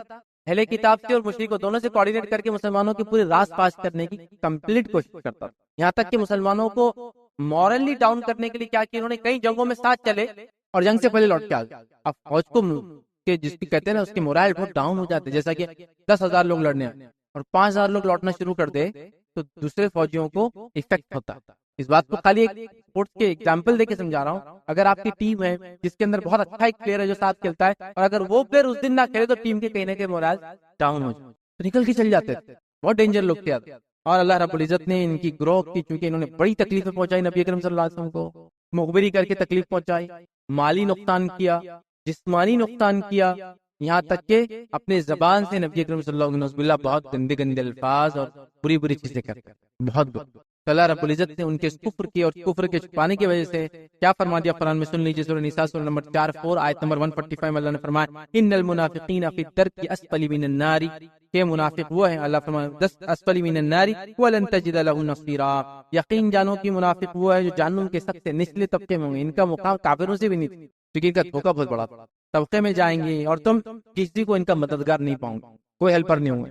قرآن کے پہلے مخاطبین مشرکین مکہ سنا، دوسرے مخاطبین میں ہم دیکھیں گے انشاءاللہ بنی اسرائیل یہود و نصارہ، یا صحابہ کوئی بھی رہ سکتے، کوئی مسئلہ نہیں۔ بنی اسرائیل یہود و نصارہ، بنی اسرائیل کون تھے؟ پہلے بیسک بیک گراؤنڈ انٹروڈکشن دیتا ہوں۔ ابراہیم علیہ السلام کے 2 بیٹے ہیں، اسماعیل علیہ السلام بڑے بیٹے، اسحاق علیہ السلام چھوٹے بیٹے، اور اس کے علاوہ بھی روایتوں میں آتا ہے ان کی ایک اور بیوی تھی، اس سے بچے تھے، کئی مطلب اولادیں تھی، 12 16 الگ الگ 10 ایسی روایتیں آتی جو بھی، لیکن ہم تو 2 بچوں سے مین کنسرن ہے ہمارا، ایک ہے اسماعیل علیہ السلام، دوسرے اسحاق علیہ السلام۔ اسماعیل علیہ السلام سے جو نسل چلی وہ اہل عرب ہو گئے، بنی اسماعیل جس کو ہم زبان میں کہیں گے، عرب بولیں گے ہم زبان میں۔ اسحاق علیہ السلام سے جو نسل چلی، جس میں بالخصوص آپ کے بیٹے یعقوب علیہ السلام، اور یعقوب علیہ السلام کے 12 بیٹے تھے کل، ایک بیوی سے 10 اور دوسری بیوی سے 2 کون تھے؟ ایک یوسف علیہ السلام اور دوسرے بنیامین، ٹھیک، یہ 2، تو ایسے کل ہوئے 12 بیٹے۔ تو اسحاق علیہ السلام کے جو بیٹے تھے، یا کیونکہ ان کو اور بھی بیٹے تھے، جو ہم خاص کر رہے ہیں، یعقوب علیہ السلام جن کا دوسرا نام یا لقب تھا اسرائیل، اسرائیل کا معنی ہوتا ہے اللہ کا بندہ، ٹھیک ہے، تو اسماعیل کا معنی ہوتا ہے اللہ نے سنا، اور ایل جو عبرانی زبان میں اللہ کو کہتے ہیں، اسی سے جبرائیل، میکائیل، اسرافیل، ٹھیک ہے، جو ہے اسرائیل، ٹھیک ہے، اسماعیل، وہ سب عبرانی زبان ہے، ایل کا معنی اللہ ہوتا ہے، تو اسرائیل کا معنی ہوتا ہے اللہ کا بندہ۔ تو اسحاق علیہ السلام جو کہ دوسرے چھوٹے بیٹے تھے اسماعیل جو ہے ابراہیم علیہ السلام کے، ان کے بیٹے یعقوب علیہ السلام جس کا لقب یا دوسرا نام بولی اسرائیل تھا، ان کے 12 بیٹے تھے، اور ان 12 بیٹوں سے جو نسلیں چلی ان کو بنی اسرائیل کہتے ہیں، سمجھا؟ تو یہ 12 قبیلے 2 بیویوں سے تھے، دونوں میں بڑے فتنے فساد ہوئے، اور 2 بچوں کے جو قبیلے تھے یوسف علیہ السلام ان کے بیٹوں کے، بعد کے دور میں انہوں نے بڑے تماشے کیے، تاریخ میں ایک دوسرے کو خوب لتاڑا، دیکھیے جو انہوں نے کیا نا وہی ہمارا حال، وہ ایمان والے تھے، لیکن حالت یہ تھی، نفرتیں ایسی تھی دلوں میں کہ موسیٰ علیہ السلام سے کہا کہ 12 چشمے چاہیے پانی کے، ہم کو پانی بھرنے کے لیے. کتنے؟ اب آپ دیکھیے آپ کے محلے میں اگر ایک نل بھی آیا تو سب بھر سکتے، سمجھے پورا دن نل آ رہا ہے کنٹینیوس آ رہا، اب لیکن سب بھر سکتے. نفرت کا یہ عالم تھا کہ اس کے نل سے میں نہیں بھروں گا. موسیٰ علیہ السلام نے لکڑی ماری، اسا ماری، 12 چشمے، جب 12 الگ مطلب مسئلہ ہی ہے. پھر کبھی کچھ میں گروہ بندی ہوتی تھی اس پہ اٹیک، ان میں گروہ بندی تھی اس پہ اٹیک. قرآن نے کہا نا کمزوروں ختم کر دیتے یہودی آپس کیا کرتے تھے، یہ قبیلے والے مل کے اس کو یہی ہوا. اور تاریخ کے اندر جو کہا جاتا ہے کہ 2 بیٹوں کی اولادوں نے باقی 10 کی اولادوں کو کھدیڑ دیا. کب ہوا تھا یہ؟ 2000 سال میں. پھر وہ جو 10 اولادیں کھدیڑی گئی تھی تو دنیا بھر میں بات. پھر 1924 کے بعد اسرائیل اسٹیٹ بنا. اب وہ ڈی این اے ٹیسٹنگ کر کے 12 اولادیں کہاں ہیں، وہ 10 بچوں کی اولادیں کا ان کو ڈھونڈ کے پورے دنیا سے لا رہے ہے نا. وہ آسام سے فلاں گروہ ہے، انڈیا سے جو ہے ہمارے یو پی سے آفریدی پٹھان ہے بولے وہ یہودیوں کی نسل سے ہے. پھر وہ چائنا سے فلاں کمیونٹی سب کو لا رہے ہیں پوروں کو. معلوم ویزا آپ کو ان کے نسل کے بیسس پہ ہوتا ہے. ڈی این اے ٹیسٹنگ آپ پروفڈ ہے کہ آپ یہودی ہے تو آپ آ سکتے ہیں اسرائیل کے اندر. ان کی نیشنلٹی اسی بیسس میں تو انہوں نے اوپن رکھا آج بھی کہ آسام کی یہ گروہ آ سکتا ہے کیونکہ یہ ہم سے فلاں آتا ہے. پورا بہرحال ایک وہ ہے. تو کئی ایسی کمیونٹی ہے وہ سب کو ڈھونڈ رہے ہیں. بہت لڑا ہے. یہ آج ہمارا حال، جماعتوں کے نام پہ، مسلکوں کے نام پہ، عمل کے ڈفرنس کے نام پہ بھی ہم دوسرے کو مار سکتے ہیں، ختم کر سکتے ہیں، بیٹیوں کو طلاق دے سکتے ہیں، بچوں کی شادیاں خراب کر سکتے ہیں، تجارتیں بند کر سکتے ہیں. یہودی یہی کرتے. تو یہ تھے یہود و نسل، ایک ہی باپ کی اولاد. ابراہیم علیہ الصلوۃ والسلام کی نسل. ماؤں کا فرق ہے، خالی بیٹے الگ ہے لیکن جھگڑا ایسا کوئی انتہا نہیں. ٹھیک ہے، تو میں سمجھتا ہوں آپ سمجھ اہل کتاب کو اسپیشل اسٹیٹس اور پریویلیج ملا ہوا. اللہ رب العزت کو مشرکوں اور کافروں میں نہیں گنا، حالانکہ ان کا عقیدہ مشرکوں اور کافروں جیسا ہی تھا اس زمانے، لیکن نہیں گنا. کہ تو پریویسلی وہ کتاب کے ہولڈر تھے، وہی کے مخاطبین میں سے تھے، وہی کو سنبھالنے والے تھے، وہی کو سنبھالنے کا ذمہ ان کو دیا گیا تھا. قرآن میں فرمایا کہ وہی کو سنبھالنے کا ذمہ ان کے ربیوں کو، ان کے بڑوں کو دیا گیا تھا، اور وہ جانتے تھے اس کو. انہوں نے کہا تھا، اللہ سے اقرار کیا تھا ہم سنبھالیں گے اس کو، پھر بھی کرپشن کیا کتاب. لیکن اللہ نے پھر بھی اسپیشل اسٹیٹس دیا، اسپیشل پریویلیج دیا، اور الگ نام سے پکارا، یا اہل الکتاب، اے کتاب والو. دیکھیے پریویسلی یہ بک دیے گئے تھے، او پیپل آف دا بک. ٹھیک ہے، ان کو خاص دیا. اور ہم ان سے کافی قریب ہوتے ہیں، ہے نا. صحابہ کے واقعات آپ کو پتا ہے. مشرکین کی جنگ ہوئی، پارس کی اور ہرقیل کی جنگ ہوئی. فارسی جو ہوتے تھے ان کے جو خسرو ہوتے تھے اور ان کے جو ہے ہرقیل جو ہوتے تھے، ہیراکلس، ان میں جنگ ہوئی. فارسی لوگ جیت گئے. فارسی لوگ جیتے تو کیا ہو گیا معلوم آپ کو؟ مشرکین مکہ خوشیاں منانے لگے، کیونکہ مشرک تھے، فارسی بھی مشرک تھے، آنکھ پرست، بت پرست، سب بہت خوش ہونے لگے. اور صحابہ کے دل تھوڑا سا وہ ہو گیا، کیونکہ اہل کتاب سے کہیں نہ کہیں ان کو محبت تھی، کیونکہ وہ پہلے توحید پرست لوگ. سمجھے نا آپ؟ تو ایک ہماری نزدیکیاں ہیں ان سے ایک طرح. اللہ رب العزت نے ان کو نام کا پریویلیج دیا، اہل کتاب. مشرکی اور کافر نے کہا اہل کتاب کا، حالانکہ کفر و شرک کرتے تھے، پھر بھی کتاب کی وجہ سے ان کو ایک اسٹیٹس ملا.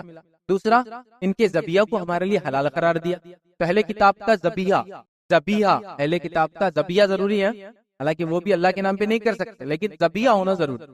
تو اہل کتاب کا ذبیحہ ذبح کر جانور ہمارے لیے حلال. جو لوگ یورپین کنٹریز میں ہوتے ہیں، جو لوگ امریکہ میں ہوتے ہیں، لیٹن امریکہ میں ہوتے ہیں، جہاں ان کو حلال نہیں ملتا کھانے کے لیے گوشت، تو وہ کیا کر سکتے ہیں؟ پھر کوشر کھا سکتے ہیں. ان کے ذبیحے کو کوشر بولتے ہیں. اور عیسائی اپنے ذبیحے کو ذبیحہ نہیں کرتے، یاد رکھیے بات میری، سمجھے. لیکن یہودی آج بھی جہاں بھی دنیا میں پا جائیں گے اپنے ان جانور کو ذبیحہ ہی کرتے، ذبح کرتے ہیں، اور اس ذبح کے طریقے کو بولتے ہیں کوشر.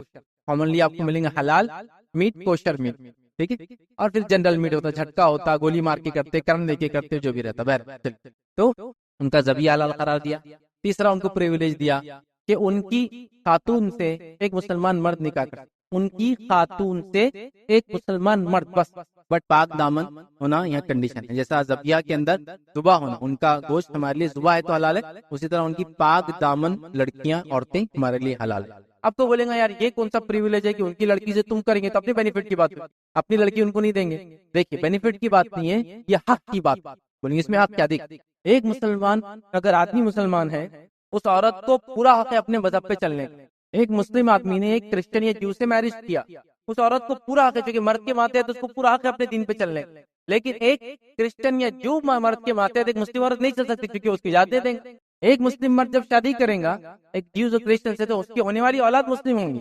لیکن جب ایک مسلم لڑکی جیو یا کرسچن سے میرج کریں گی، اس کے ہونے والی اولاد جیوز یا کرسچن ہوں گی. تو مسئلہ حق کا، تو یہ بھی ایک طرح سے وہ ہے. اور ایسی میرجز کی ہم دیکھتے پولیٹیکل بینیفٹ مسلمانوں کی انگنت ہزاروں لاکھوں جانوں کی بچانے کی شکل میں ہوں. آپ دیکھیے مسلمانوں کی اور بزنطینیوں کی کتنے زمانے تک جنگ چلی. ان جنگوں کو ختم کرنے کے لیے کیا ہوتا تھا؟ کوئی ایک مسلم بادشاہ کا نکاح کوئی ایک عیسائی بادشاہ کی بیٹی سے ہو جاتا تھا، امن قائم ہوتا تھا. اور جانے کبھی ایسا بھی ہوا کہ تیسرا دشمن محاذ کھڑا ہوگا، چنگیز خان آ کے کھڑا ہوگا، تو مسلمانوں نے عیسائیوں سے نکاح کیا اور پھر یہ دونوں ملک ایک ہوئے اور پھر دفاع کیا اپنے ملکوں اور زمینوں کا جانے، تو سیاسی فائدے ہوئے، سماجی فائدے اس کے ہوتے انگنت تھے، لیکن ریکمینڈڈ میں کہوں گا نہیں، یہ میرجز ریکمینڈڈ نہیں ہے۔ حضرت عمر نے تو اس کو پسند بالکل بھی نہیں کیا، بالکل بھی نہیں، بٹ حلال بٹ ناٹ ریکمینڈڈ، بولیں گے مباح ہے، سمجھ رہے آپ، لیکن مستحب نہیں ہے، جائز تو ہے لیکن پسندیدہ نہیں، ٹھیک ہے۔ تو یہ پریویلیجز تھے، تو یہ ہوئے اہل کتاب، پیپل آف دا بک،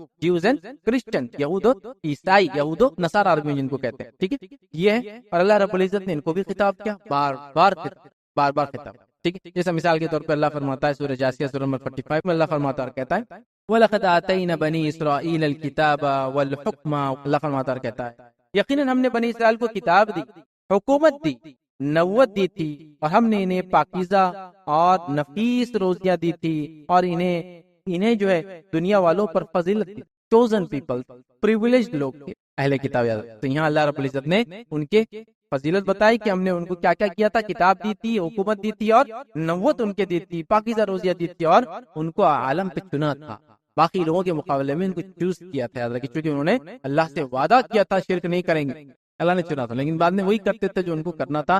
مسلمانوں کا بھی حال کچھ سے ہٹ کر آج نہیں ہے، ہر آدمی وعدہ کرتا ہے میں اللہ کے ساتھ کسی کو شریک نہیں کروں گا، بار بار اس بات کو پڑھتا ہے لا الہ الا اللہ کو، لیکن یہاں کلمہ بھی چالو اور یہاں شرک کے کام بھی چالو۔ بہرحال شرک کیا اس کو سمجھنے کی ضرورت ہے، آج میرا ٹاپک نہیں، ٹھیک ہے۔ اسی طرح جو ہے بنی اسرائیل کے اندر آج کے زمانے میں دو گروہ ہم کہیں گے ہوتے ہیں، ایک یہود اور ایک نصارہ۔ یہود کون؟ ٹھیک ہے، جو عیسیٰ علیہ السلام سے پہلے تک تمام انبیاء کو مانتے، آدم علیہ السلام سے لے کر، کموں میں ہی بول رہا ہوں، کیونکہ وہ عیسیٰ علیہ السلام سے پہلے شاید میرے حساب سے زکریا علیہ السلام اور یحییٰ علیہ السلام کو بھی نہیں مانتے، بٹ ان میں مختلف فرقے اور مختلف عقائد ہے، تو میں ان کے ڈیٹیلز میں نہیں جا رہا ہوں، تو کوئی ایسا نہ کرے کہ یہودیت کے مسائل اور عیسائیت کے مسائل بیان نہیں کر، بٹ اپروکسیمیٹلی میں کہہ رہا ہوں کہ عیسیٰ علیہ السلام کے پہلے تک کے انبیاء کو مانتے، آگے پیچھے چھوڑ کر یہ ہوئے یہود۔ عیسیٰ علیہ السلام تک جو نبیوں کو مانتے، کہاں سے لے کر آدم علیہ السلام سے لے کر عیسیٰ علیہ السلام تک، یہ ہوئے عیسائی، کرسچن، اور مسلم وہ جو آدم علیہ السلام سے لے کر محمد صلی اللہ علیہ وسلم سب کو مانتے۔ اس بات میں بھی اختلاف ہے کہ کرسچنس نے بھی کچھ نبیوں کو نبی نہیں مانا، پھر بھی میں کہہ رہا ہوں میں ان کے مسائل کو بیان کرنے یہاں کھڑا نہیں ہوں، تو لہٰذا ایک رف جس کو میں کہہ رہا ہوں، یہود وہ جو عیسیٰ علیہ السلام کے السلام سے پہلے تک ہم نبوت کو مانتے رہے، عیسائی وہ جو عیسیٰ علیہ السلام تک نبوت کو مانتے رہے، اور مسلمان وہ جو محمد صلی اللہ علیہ وسلم تک جو نبی اللہ نے اپوائنٹ کیا اس کو مانتے ہیں، کیونکہ عیسائیوں نے تو عیسیٰ علیہ السلام کی بات نبوت کا سلسلہ جاری رکھا، آپ صلی اللہ علیہ وسلم کی طرف نہیں، بلکہ اس کے بعد کتنے ان کے رسول آئے، مطلب اس کا انلمیٹڈ چلتے رہے، اور کچھ فرقوں کے پاس تو آج بھی رسول ان کے آتے رہتے اور کتابیں بھی لاتے رہتے ساتھ، مطلب ان کی وحی بھی ہوتی جو بھی نعوذ باللہ بہر علیک ہوا۔ تو عیسائی کون؟ جو عیسیٰ علیہ السلام پہ ایمان لائے اور اس کے بعد وہ ایک مذہبی بن گئے، تو گویا عیسیٰ علیہ السلام سے پہلے تک جو لوگ مان رہے ہیں اس کو یہود کہتے، ٹھیک ہے، اور اس کے بعد عیسیٰ علیہ السلام کو جو مانتے انہوں نے اپنے آپ کو عیسائی کہا۔ تو گویا بنی اسرائیل میں دو بڑے مذہب بنے ایک طرح سے، یہود اور نصارہ۔ یہودیوں کی تعداد دنیا اعتبار سے بڑی قلیل ہے، بہت کم ہے، میں سمجھتا ہوں 12 ملین، مطلب 1,20,00,000 سے لے کر 20 ملین، 2 کروڑ یہودی صرف دنیا میں۔ اور پھر عیسیٰ علیہ السلام کو ماننے والے مطلب بنی اسرائیل کا دوسرا پارٹ ہے، لیکن یہ میجر پارٹ، اور یہ دنیا میں بہت کثیر تعداد میں اپروکسیمیٹلی 230 جو کہیں گے کروڑ سے لے کر 250 کروڑ کی ان کی اپروکسیمیٹلی تعداد ہو رہی ہے۔ اور اس کے علاوہ جو ہے یہود اور نصارہ، بس اتنے ہی یاد رکھیں، مطلب دنیا کی ایک میجورٹی بنتی یاد رکھیں، سیکنڈ ریلیجن جو اسلام ہوتا ہے، ٹھیک، تو یہ لوگ یاد رکھیں۔ لیکن مسئلہ یہ ہوا کہ یہ لوگ مانتے رہے اور آخری نبی محمد صلی اللہ علیہ وسلم کا انہوں نے انکار کیا۔ یہود نے تو عیسیٰ علیہ السلام کا بھی انکار کیا، اور عیسائیوں نے محمد صلی اللہ علیہ وسلم کا انکار کیا، بس آخری نبی کو انہوں نے نہیں مانا۔ ایک طرح سے دیکھا جائے تو یہودیوں نے سیکنڈ لاسٹ نبی کو نہیں مانا، اور عیسائیوں نے لاسٹ نبی کو نہیں مانا، یہ ان کی سب سے بڑی خطا یاد رکھیے۔ اور ان سے چلنے والی جو قوم یاد رکھیے، اس کو بنی اسرائیل قرآن نے کہا، اہل کتاب قرآن نے کہا، یہ بھی ٹرمز یوز کیا قرآن نے، تو بنی اسرائیل بولیے، اہل کتاب بولیے، جیوز اینڈ کرسچنز سے مراد ہے، یاد رکھیے۔ اس میں کوئی بیچ میں چھوٹے موٹے ریلیجنز بنتے رہے چلتے رہیں گے واللہ عالم، لیکن میجر 2 ریلیجن آج چلتے ہیں، اور یہ بنی اسرائیل کہلاتے، یاد رکھیے۔ قرآن نے بار بار ان کو کیا، انہوں نے محمد صلی اللہ علیہ وسلم کو صرف تکبر کی بنیاد پر، قومی عصبیت کی بنیاد پر ایمان نہیں لائے، جبکہ ان کے ہر نبی جو بنی اسرائیل میں بھیجا گیا، ابراہیم علیہ السلام کے بعد نبوت صرف ابراہیم علیہ السلام کے خاندان میں رہی، آپ کے خاندان میں اسماعیل علیہ السلام ہے، آپ کے بڑے بیٹے، ان کے خاندان میں کوئی نبی نہیں آیا سوائے محمد صلی اللہ علیہ وسلم آخری نبی، اور اسحاق علیہ السلام بھی آپ کے بیٹے تھے دوسرے، وہ بھی نبی تھے، ان کے خاندان میں نبوت چلتی رہی ان کے زمانے سے لے کر تو عیسیٰ علیہ السلام، تو گئے ان کے بڑے بیٹے ابراہیم علیہ السلام کے خاندان میں 2 ہی نبی آئے، خود اسماعیل علیہ السلام اور آخری نبی محمد صلی اللہ علیہ وسلم، اور اسحاق علیہ السلام کے خاندان میں تو نبوت کا سلسلہ چلا، علماء لکھتے ہیں 4000 کے قریب نبی آئے، آخر عیسیٰ علیہ السلام تک انبیاء اسی میں انہی کے اندر اللہ والا وہ جتنے بھی آئے سب ان میں۔ اتنی بات تو ہے کہ وہ ابراہیم علیہ السلام کی اولاد سے ہی تھے نبی، آخری نبی کو انہوں نے تعصب کی بنیاد پہ انکار کر دیا، جبکہ قرآن نے کہا الذین یعرفونہ کما یعرفون ابناءہم، اے نبی تو آپ کو ایسا پہچانتے ہیں جیسا اپنے بیٹوں کو پہچانتے۔ ایک آدمی اپنے بیٹے کو پہچانے میں غلطی نہیں کر سکتا، بیمار بھی رات لوگ بولتے بیٹے کو لاؤ اس کے سامنے، پہچان لیں گے، تھوڑے بول بھی گئے، بول کی بیماری ہو گئی لیکن بیٹے کو نہیں بولے اب تک۔ لوگوں کی محبت ہوتی ہے اولادوں سے، اور جس زمانے میں قرآن آیا تھا بیٹوں سے بڑی زیادہ محبت لوگ کرتے تھے، ریزن بینگ کی خاندان ان سے چلتا ہے، اور وہ زمانے میں طاقتی سب کچھ تھی، سروائیول جو تھا وہ طاقت پہ تھا، اور عورتوں کی وجہ سے وہ طاقت نہیں آتی تھی قوم کو مردوں کی وجہ سے، تو لہٰذا لوگ بچوں کو بیٹوں کو ریکگنائز کرنے میں نہیں مسئلہ تھا۔ تیسرا مسئلہ یہ بھی تھا کہ بیٹیوں کی شادی ہوتی تو جاتی تو کہاں، یا آج کا دور تھوڑی ہے کہ بیٹی ہر روز ہی اماں کے پاس آتی، تو اس کو واٹس چیٹ کرنا اماں سے بس دن بھر دیکھے بعد دل نہیں رہ رہا اس کا، مطلب اللہ کو جتنا یاد نہیں کرے اتنا ماں کو یاد کرے۔ آج کل بچے شادی کے بعد تو زیادہ ہی محبت بڑھ جاتی ہے ان کی، سمجھ رہے بات؟ پہلے زمانہ تھا شادی بھی گئے پتہ نہیں واپس بھی نہیں آتے تھے، مطلب پہلی بار گئے دوسری بار آئے تو اتنا بڑا بچہ لے کے آئے، سمجھ رہے آپ؟ ہر سال ریٹرن نہیں ہوتے، تو ظاہر سے بیٹیاں چلی بھی جاتی تھی نا تو وہ قوت طاقت روزی کا ذریعہ نہیں بنتی تھی، تو بیٹوں کو لوگ یاد کرتے تھے، ان کی عظمت کی، ان کو بڑا سمجھتے تھے۔ حالانکہ اسلام نے کہا دونوں برابر ہے، عظمت کے اعتبار سے، مقام کے اعتبار سے، درجے کے اعتبار سے، ساری ٹھیک ہے، لیکن ہاں کہیں نہ کچھ نہ کچھ چیزیں تو آگے پیچھے ہوں گی، اور وہ یہ ہے کہ مرد کو اللہ نے قوام بنا اس اعتبار سے کہ وہ فیصلے لیں گا، ڈیسیجن میکر رہیں گا، قوم کو لے کر چلیں گا، قبیلے کو لے کر چلیں گا، خاندان کو لے کے چلیں گا، روزی کمانے کا ذمہ اس کے اوپر دیا گیا، آپ سمجھ رہے ہو؟ ٹھیک ہے، ڈیوٹیز ہے اس کی، اس لیے اس کو ذمہ داری بہرحال تو کہا کہ آپ کو ایسا پہچانتے جیسا اپنے بیٹوں کو پہچانتے، اتنا اچھے سے، مطلب ایسا کوئی ڈاؤٹ نہیں تھا اہل کتاب کے بارے میں کہ ان کو پہچان۔ ہر نبی آ کے بائبل کو اٹھا لیجئے، انہوں نے یحییٰ علیہ السلام سے سوال کیا کیا تم وہ جس کا وعدہ کیا گیا، the promised one؟ انہوں نے کہا ہم نہیں ہیں۔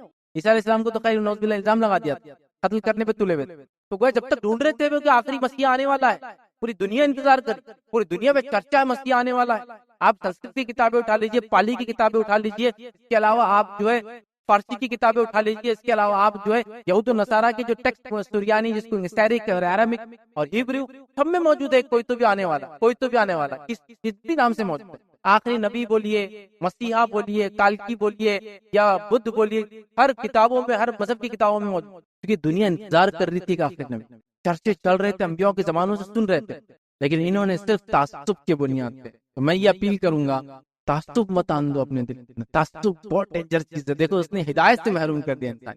تعصب، تکبر ایسی چیزیں، دیکھیے جہالت، تعصب اور تکبر یہ ایسی تین چیزیں جو انسان کو حق سے اور ہدایت سے دور کر دیتے۔ جہالت علم ہی نہیں، تعصب معلوم ہے پھر بھی ہو کر، اور تکبر ہم بڑے تم سے کیسا ہو کریں گے، ہم فالو نہیں کر سکتے تم کو، مشرکین نے مکہ نے جو ہے تکبر کیا کہ تمہارا خاندان چھوٹا ہے، نعوذ باللہ ہم اسے، اہل کتاب نے تعصب کیا کہ ہم تو چاہ رہے تھے بنی اسحاق سے ہے، بنی اسرائیل سے ہے، تو بنی اسماعیل سے ہم نہیں ماریں گے، اور بہت سارے لوگوں نے آج کے دور کے جہالت کی بنیاد پہ انکار کرتے ہیں، معلوم ہی نہیں ان کو، بہرحال اور ڈینجر چیز ہے تعصب، بہرحال انہوں نے وہ کیا۔ قرآن نے کئی مقامات پر ان کو خطاب کیا، اہل کتاب کے نام سے یا بنی اسرائیل کے نام سے، دونوں۔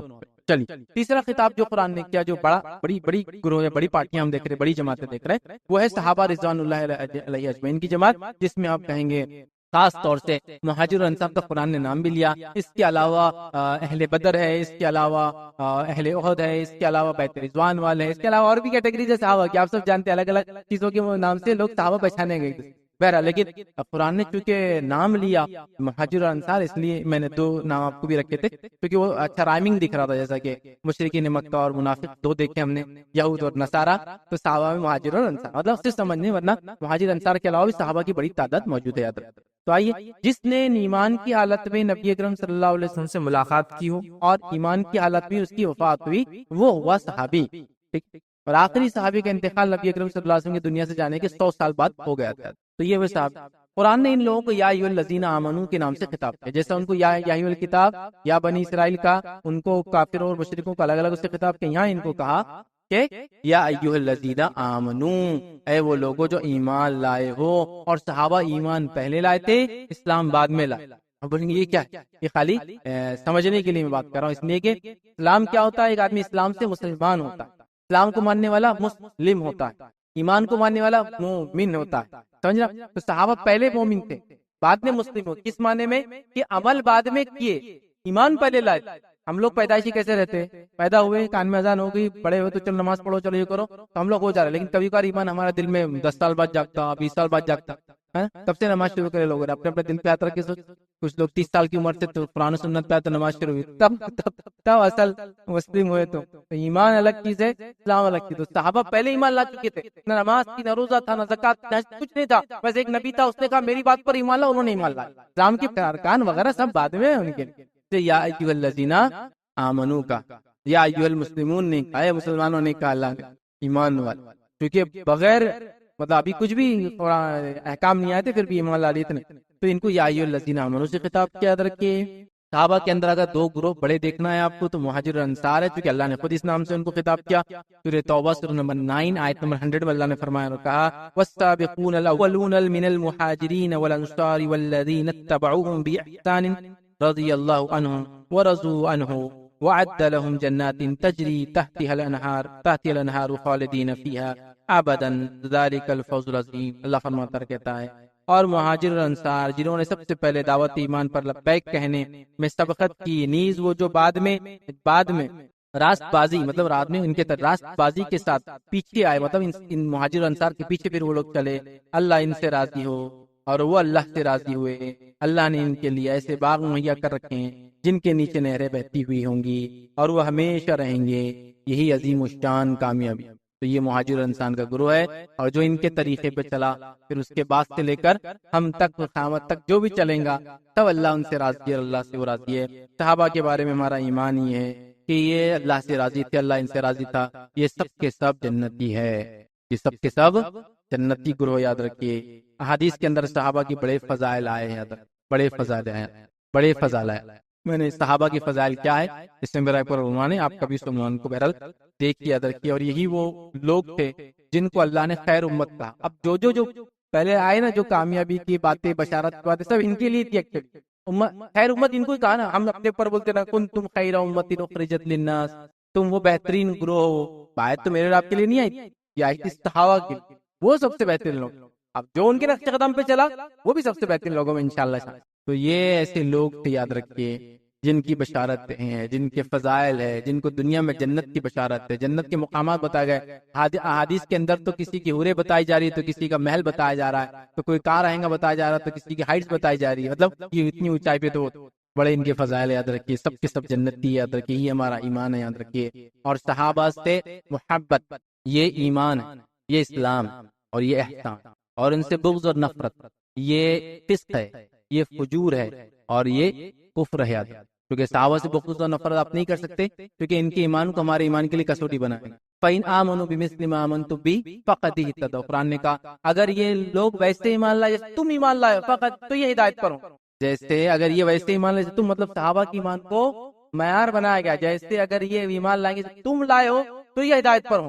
ایک جگہ کہا کہ اگر یہ صحابہ کے طریقے پہ چلیں گے یہ تو ٹھیک ہے، ایمان لائیں گے تو ٹھیک ہے، اگر ایسا نہ کیا نولی ما تولا، یہ جدھر پلٹیں گے اللہ ادھر چلا دیں گے، ونصلہ جہنم وساءت مصیرا، ان کا آخر ٹھکانہ جہنم کیا گونگے اور بہت برا ٹھکانہ۔ تو بہرحال صحابہ کا ایمان ہمارے لیے ان سے افضل ذاتیں، شخصیتیں صرف انبیاء کے علاوہ کوئی دنیا میں گزری نہیں ہے، صرف انبیاء ہی ان سے بڑے مقدس ان کے بہرحال وہ ہے، اور ان کے بڑے مقام ہیں، یاد رکھیے، اور ان کے بڑے فضائل ہے۔ تو یہ تین اہم گروہ تھے جس سے قرآن نے خطاب کیا، جو میں نے مناسب سمجھا میں آپ لوگوں کے سامنے رکھوں، تاکہ قرآن جب آپ پڑھے اور اس کو سمجھنے کی کوشش کرے تو یہ جانے کہ قرآن کس سے خطاب کر رہا ہے، تاکہ سمجھنے میں آسانی ہو۔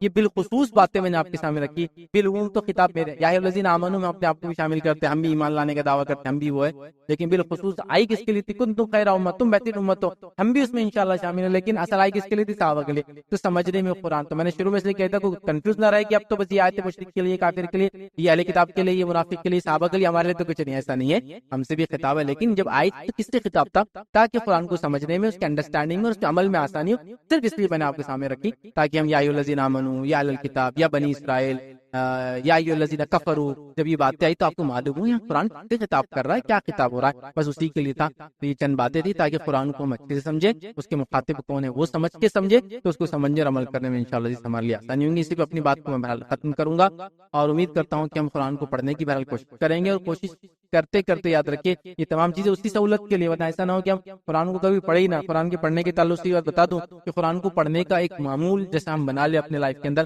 اور کچھ نہ ہو سکے، سجیشن ہے سر، ضروری نہیں ہے ایسا، لوگ اس سے آگے جاتے ہیں، 100 آیت تو بھی کبھی کم از کم روز تلاوت کرنے کی کوشش کر، 100 ڈیلی، سمجھ 100 بھی اگر آپ ڈیوائڈ کریں گے تو 6600 زیادہ آیت، تو ایٹ لیسٹ آپ کو ایک بار قرآن ختم کرنے میں مور دین مطلب اپروکسیمیٹلی 70 days لگیں گے ایک قرآن کو ناظرہ بول رہا ہوں صرف ریڈنگ کے لیے بول رہا ہوں. اور سمجھنے کے لیے ایک سجیشن ہے, ضروری نہیں آپ مانیں, آپ زیادہ پڑھی 10 آیتیں ترجمے سے پڑھنا منیمم ڈیلی کا روٹین ہی بنا. کم از کم ایسا کریں گے تو ایک سال میں ایک قرآن ترجمے سے ختم ہوگا اور تقریباً 70 دن کے اندر چھٹی آ گئی, بیمار ہو گئی, ملا کے بول رہا ہوں, اپروکسیمیٹلی 70 days میں ایک آپ جو ہے قرآن کو ناظرے کے طور سے ختم کریں. اور اگر ایسا لے لیں آپ تو ایک سال میں صرف آپ کے کتنے قرآن ختم ہوں گے؟ 4 قرآن ختم, 4 باری ناظرہ ہوں گے. یہ اس رفتار سے جو میں بول رہا ہوں. اگر ہماری والی رفتار سے چلے آپ کی رمضان ایک ہی بار ہوتا ہے, رمضان میں ایک بار, اور اس کا جوش پھر ختم ہو جاتا ہے, کیونکہ وہ بھی خالی بس برکت کی نیت سے پڑھ لیا گیا, سمجھا بھی نہیں. اگر ایسا سسٹم رکھے تو 4 times ریڈنگ اور 1 time میننگ کے ساتھ ہوں گا, تو اس کا کوشش کریں. یہ تو میں نے خالی مشورہ دیا, وہ بولے میں 200 پڑھ سکتا تو اچھی بات, ایک پارا ہو رہا ہے اپروکسیمیٹلی تو اچھی بات, 30 days میں آپ ہاف ہو جائیں گے. 60-70 کے بدلے آپ اپروکسیمیٹلی 30 days میں ختم کریں. میں جانتا ہوں پریکٹیکلی لوگ نہیں کر پاتے ہیں, اس نے ایک سادہ سولوشن دیا 100 words کا. آپ ایک چارٹ بنائیے, ڈیلی 100 آیتیں کم از کم پڑھوں گا, کبھی کبھار چھوٹی چھوٹی آیتیں رہی تو 200 پڑھ لینا, اس دن ایٹ لینتھ دیکھ لینا کبھی کی بات, ٹھیک ہے 200 پڑھ لوں گا میں. بہت کچھ صورتیں چھوٹی چھوٹی کی ایک جیسا سورہ بقرہ لے تو ایک آیت 3-3 4-4 لائن کی ہوں گی, تو کچھ صورتوں کے اندر وہ 3 لائن کے اندر 9 آیتیں آ جائیں گی, 200 پڑھ لینا. بول لیں گے مقصد یہ کہ ایک ایسا بنا لے روز کا روٹین. یا ایسا بھی کر سکتے آپ قرآن کے کتنے پیجز سے گن لے وہ پورے, بھائی آپ کے پاس جو قرآن آپ پڑھنا چاہتے ہیں کہ تو قرآن کے 11 لائنز 13 لائنس اور 15 لائنس اور 17 لائنس کا آتا ہے. سب سے بولتے 11 سطری 13 سطری 15 سطری اور 17 سطری, مطلب لائنس کتنے ہوتے ہیں ہر قرآن کی الگ ہے. انڈیا میں جنرلی میں سمجھتا ہوں 11 یا 13 ہوتے ہیں جو موسٹ پروبیبلی چلتی ہے, اور بھی ہوتی ہے 15 کی ہوتی ہے. عرب میں جائیں گے تو 17 کی میں نے دیکھا, پرانے قرآن میں 17 لائنیں ہوتی ہیں جو بھی. تو آپ اس کے پیجز کاؤنٹ کر لیں, نمبر آف پیجز 500 600 300 جو بھی, وہ پیجز کو آپ ڈیوائڈ کر لیں کتنے دن میں پڑھنا چاہتے ہیں, پیج وائز چلے. چکے آج کل نئے پرنٹ میں تو کیا ہوتا ہے ہر پیج کے اینڈ تک وہ ایک آیت ختم ہی کرتے ہو. آج کل جو نئے آ رہے ہیں بہت اچھا انہوں نے کیا کرتے ہو, پیج کے اینڈ میں ایک آیت ختم ہی ہوتی جنرلی, بہت بڑی رہی تو پھر اس کو ڈیوائڈ کرتے, ورنہ آپ دیکھیں گے ہر بار ختم جا پیج رہا آیت بھی ختم ہو جاتی ہے. پیجز کو ڈیوائڈ کر لے. فار ایگزامپل آپ کا قرآن 300 پیجز کا ہے, آپ اس کو 60 ڈیز میں پڑھنا چاہ رہے ہیں, یا 600 پیجز کا ہے آپ کو 60 ڈیز میں پڑھنا چاہ رہے ہیں, تو آپ کو پتا ہے کہ 60 ڈیز میں 600 پیجز پڑھنا ہے, تو کتنے پیجز روز پڑھنا ہوتے ہیں, کتنا آسان.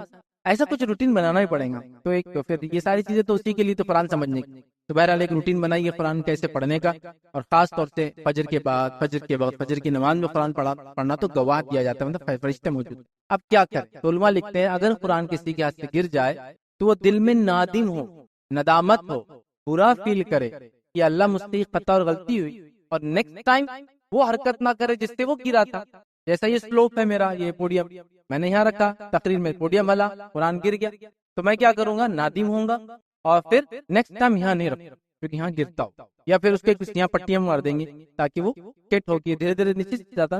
تو یہ یاد رکھیں, بس یہی ہے اس کا, دوسرا اور کچھ بھی نہیں ہے, مطلب اس کا کوئی دوسرا حل ہی نہیں, مطلب کوئی طریقہ ہی نہیں, مطلب ثابت ہی نہیں. لوگ کیا کرتے ہیں, میں نے بالکل گاؤں وغیرہ کے اندر 11 کلو اناج لوگ صدقہ کرتے ہیں, ثابت نہیں. پوریاں بنا کے مسجد میں لے آ کے بانٹتے ہیں, قرآن گر گیا بول کے, بس ثابت. اسی طرح وہ قرآن کو تولنے لگاتے, مطلب قرآن کا جتنا ویٹ تھا اتنے ویٹ کا کچھ کھانا وغیرہ دیتے, مطلب فار ایگزامپل جو بھی قرآن ایک ترازو میں رکھتے ہیں دینے لگا, قرآن کو وزن کرو بولتے, مطلب اس کو بیلنس کرو بولتے. تو کیا کرتے ہیں, مطلب سمجھو بچے کے ہاتھ سے گرا تو قرآن کو اس پہ رکھتا ہے. یہ کامنلی آپ مکتب میں جا کے دیکھے ہوتے, قرآن کو رکھتے, آپ دیکھے نہیں دیکھا, اور اس کو پورا ایسا گھما, گرنا نہیں آ پورا کرنے, اور وہ گرتا کہیں بار کرنے. یہ ایسا کر کے میں نے کیا ہوا وہیں ہوتا, چھوٹے تھے تو گرائے تو یہی کرنا پڑتا, پارا گرا یہ, قرآن گرا یہ کرو, یہ کچھ بھی ثابت. اب یہ بہت لوگوں کو اور لگتا ہے, بٹ کامنلی آپ گاؤں وغیرہ میں جائیں گے تو یہ عمل ہوتا ہے. یہ میرا تجربہ ہے, صرف ایسا نہیں کہ میرے گھر میں جو ہوتا میرے ساتھ ہوتا تو دنیا میں ہوتا, میں سمجھتا ہوں یہ کامنلی مکتبوں میں مسجدوں میں ہی ہوتا ہے.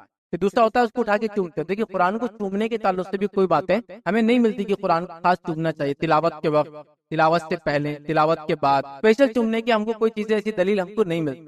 ہاں پر جنرلی کیسا ہوتا, قرآن کو ایسا لیتے ہیں مصطفیٰ, پھر جب پڑھنا شروع کر دیتے تب یہاں لگاتے ہو پیار لیتے. کچھ لوگ کے الگ بھی کرتے ہیں, مطلب ٹریڈیشنل ہر علاقے کا الگ, پھر اس کو پلٹاتے پھر وہ کرتے. کچھ جگہ ایسا, پھر اس کا اوپر کا مطلب اس کو پورے کارنر اور آگے پیچھے کرتے, پھر اس کے اوپر وہ کپڑا جو رہتا وہ کپڑے میں ڈالنے کے بعد پھر ایک بار سر پہ رکھتے پھر رکھتے. یہ کچھ بھی ثابت, یہ کچھ بھی ثابت. اور بہت سارے علماء نے کہا یہ کرنا بھی نہیں چاہیے, کیونکہ ایسا نبی اکرم صلی اللہ علیہ وسلم نے نہیں کیا. حالانکہ اس زمانے میں قرآن لکھا ہوا تھا, چاہے جو بھی چیز پہ تھا, پتوں پہ تھا, کاغذ پہ تھا, لکڑی پہ تھا, دیوار پہ تھا, در پہ تھا, پتھر پہ تھا, کبھی نہیں, چلکوں پہ تھا, اور وہ کھجور کی چھالوں پہ تھا، کبھی نہیں. صحابہ کے ٹائم میں تو لکھا تھا، انہوں نے بھی کبھی نہیں کہا کہ فلاں قرآن کو چپتے تھے، کبھی تو نہیں کرنا چاہیے. سمجھے آپ؟ تو احتیاط کرنا ایسے مسائل میں زیادہ بہتر ہے. تو چومنا ثابت نہیں، اس کا تقدس ہے، مسلک کا اپنی جگہ سب. تو میں اس کا انکار نہیں، تم تقدس کا انکار نہیں ہے. تقدس کے چکر میں آپ جو عمل کر رہے وہ ثابت ہونا ضروری ہے. کہ اگر یہ ہوتا قرآن گرنے کا تقدس کی اس کو تولا جائے، اس کو وزن دیا جائے، تو صحابہ کر کے بتاتے ہم کو، بھائی تابعین کر کے بتاتے. تو لہذا دل میں نادم ہو کہ اللہ میں نہیں چاہتا تھا، یہ کتاب گر گیا، میری خطا تھی، میری غلطی تھی، آئندہ وہ مسٹیک کبھی نہ کرے جہاں وہ قرآن رکھا تھا اس کو کرنے کی. اور یہی اس کا وہ ہے، کچھ چمنا بھی کوئی اس کا کفارہ نہیں، نہ اس کے علاوہ اناج وغیرہ وغیرہ وغیرہ، یہ نہیں. اب چونکہ ہم نے قرآن کا، دینی کتابوں کا، دینی چیزوں کا اتنا تقدس بڑھا دیا، اتنا تقدس بڑھا دیا، اتنا تقدس بڑھا دیا کہ تقدس کو سنبھال ہی نہیں پا رہے مطلب. اور وہ نہیں سنبھالنے کے چکر میں پورا دین ہاتھ سے نکل جائے. سمجھ رہے بات؟ یہ میں پریکٹیکلی بتا سکتا ہوں، کیونکہ وہ تقدس اتنا زیادہ ہو گیا کہ لوگوں نے دینی اعمال کو چھوڑ دیا. اب ایک صاحب نماز بیمار تھے، دواخانے میں تھے، تو میں نے کہا نماز وغیرہ پڑھتے رہیے پوری دواخانے میں.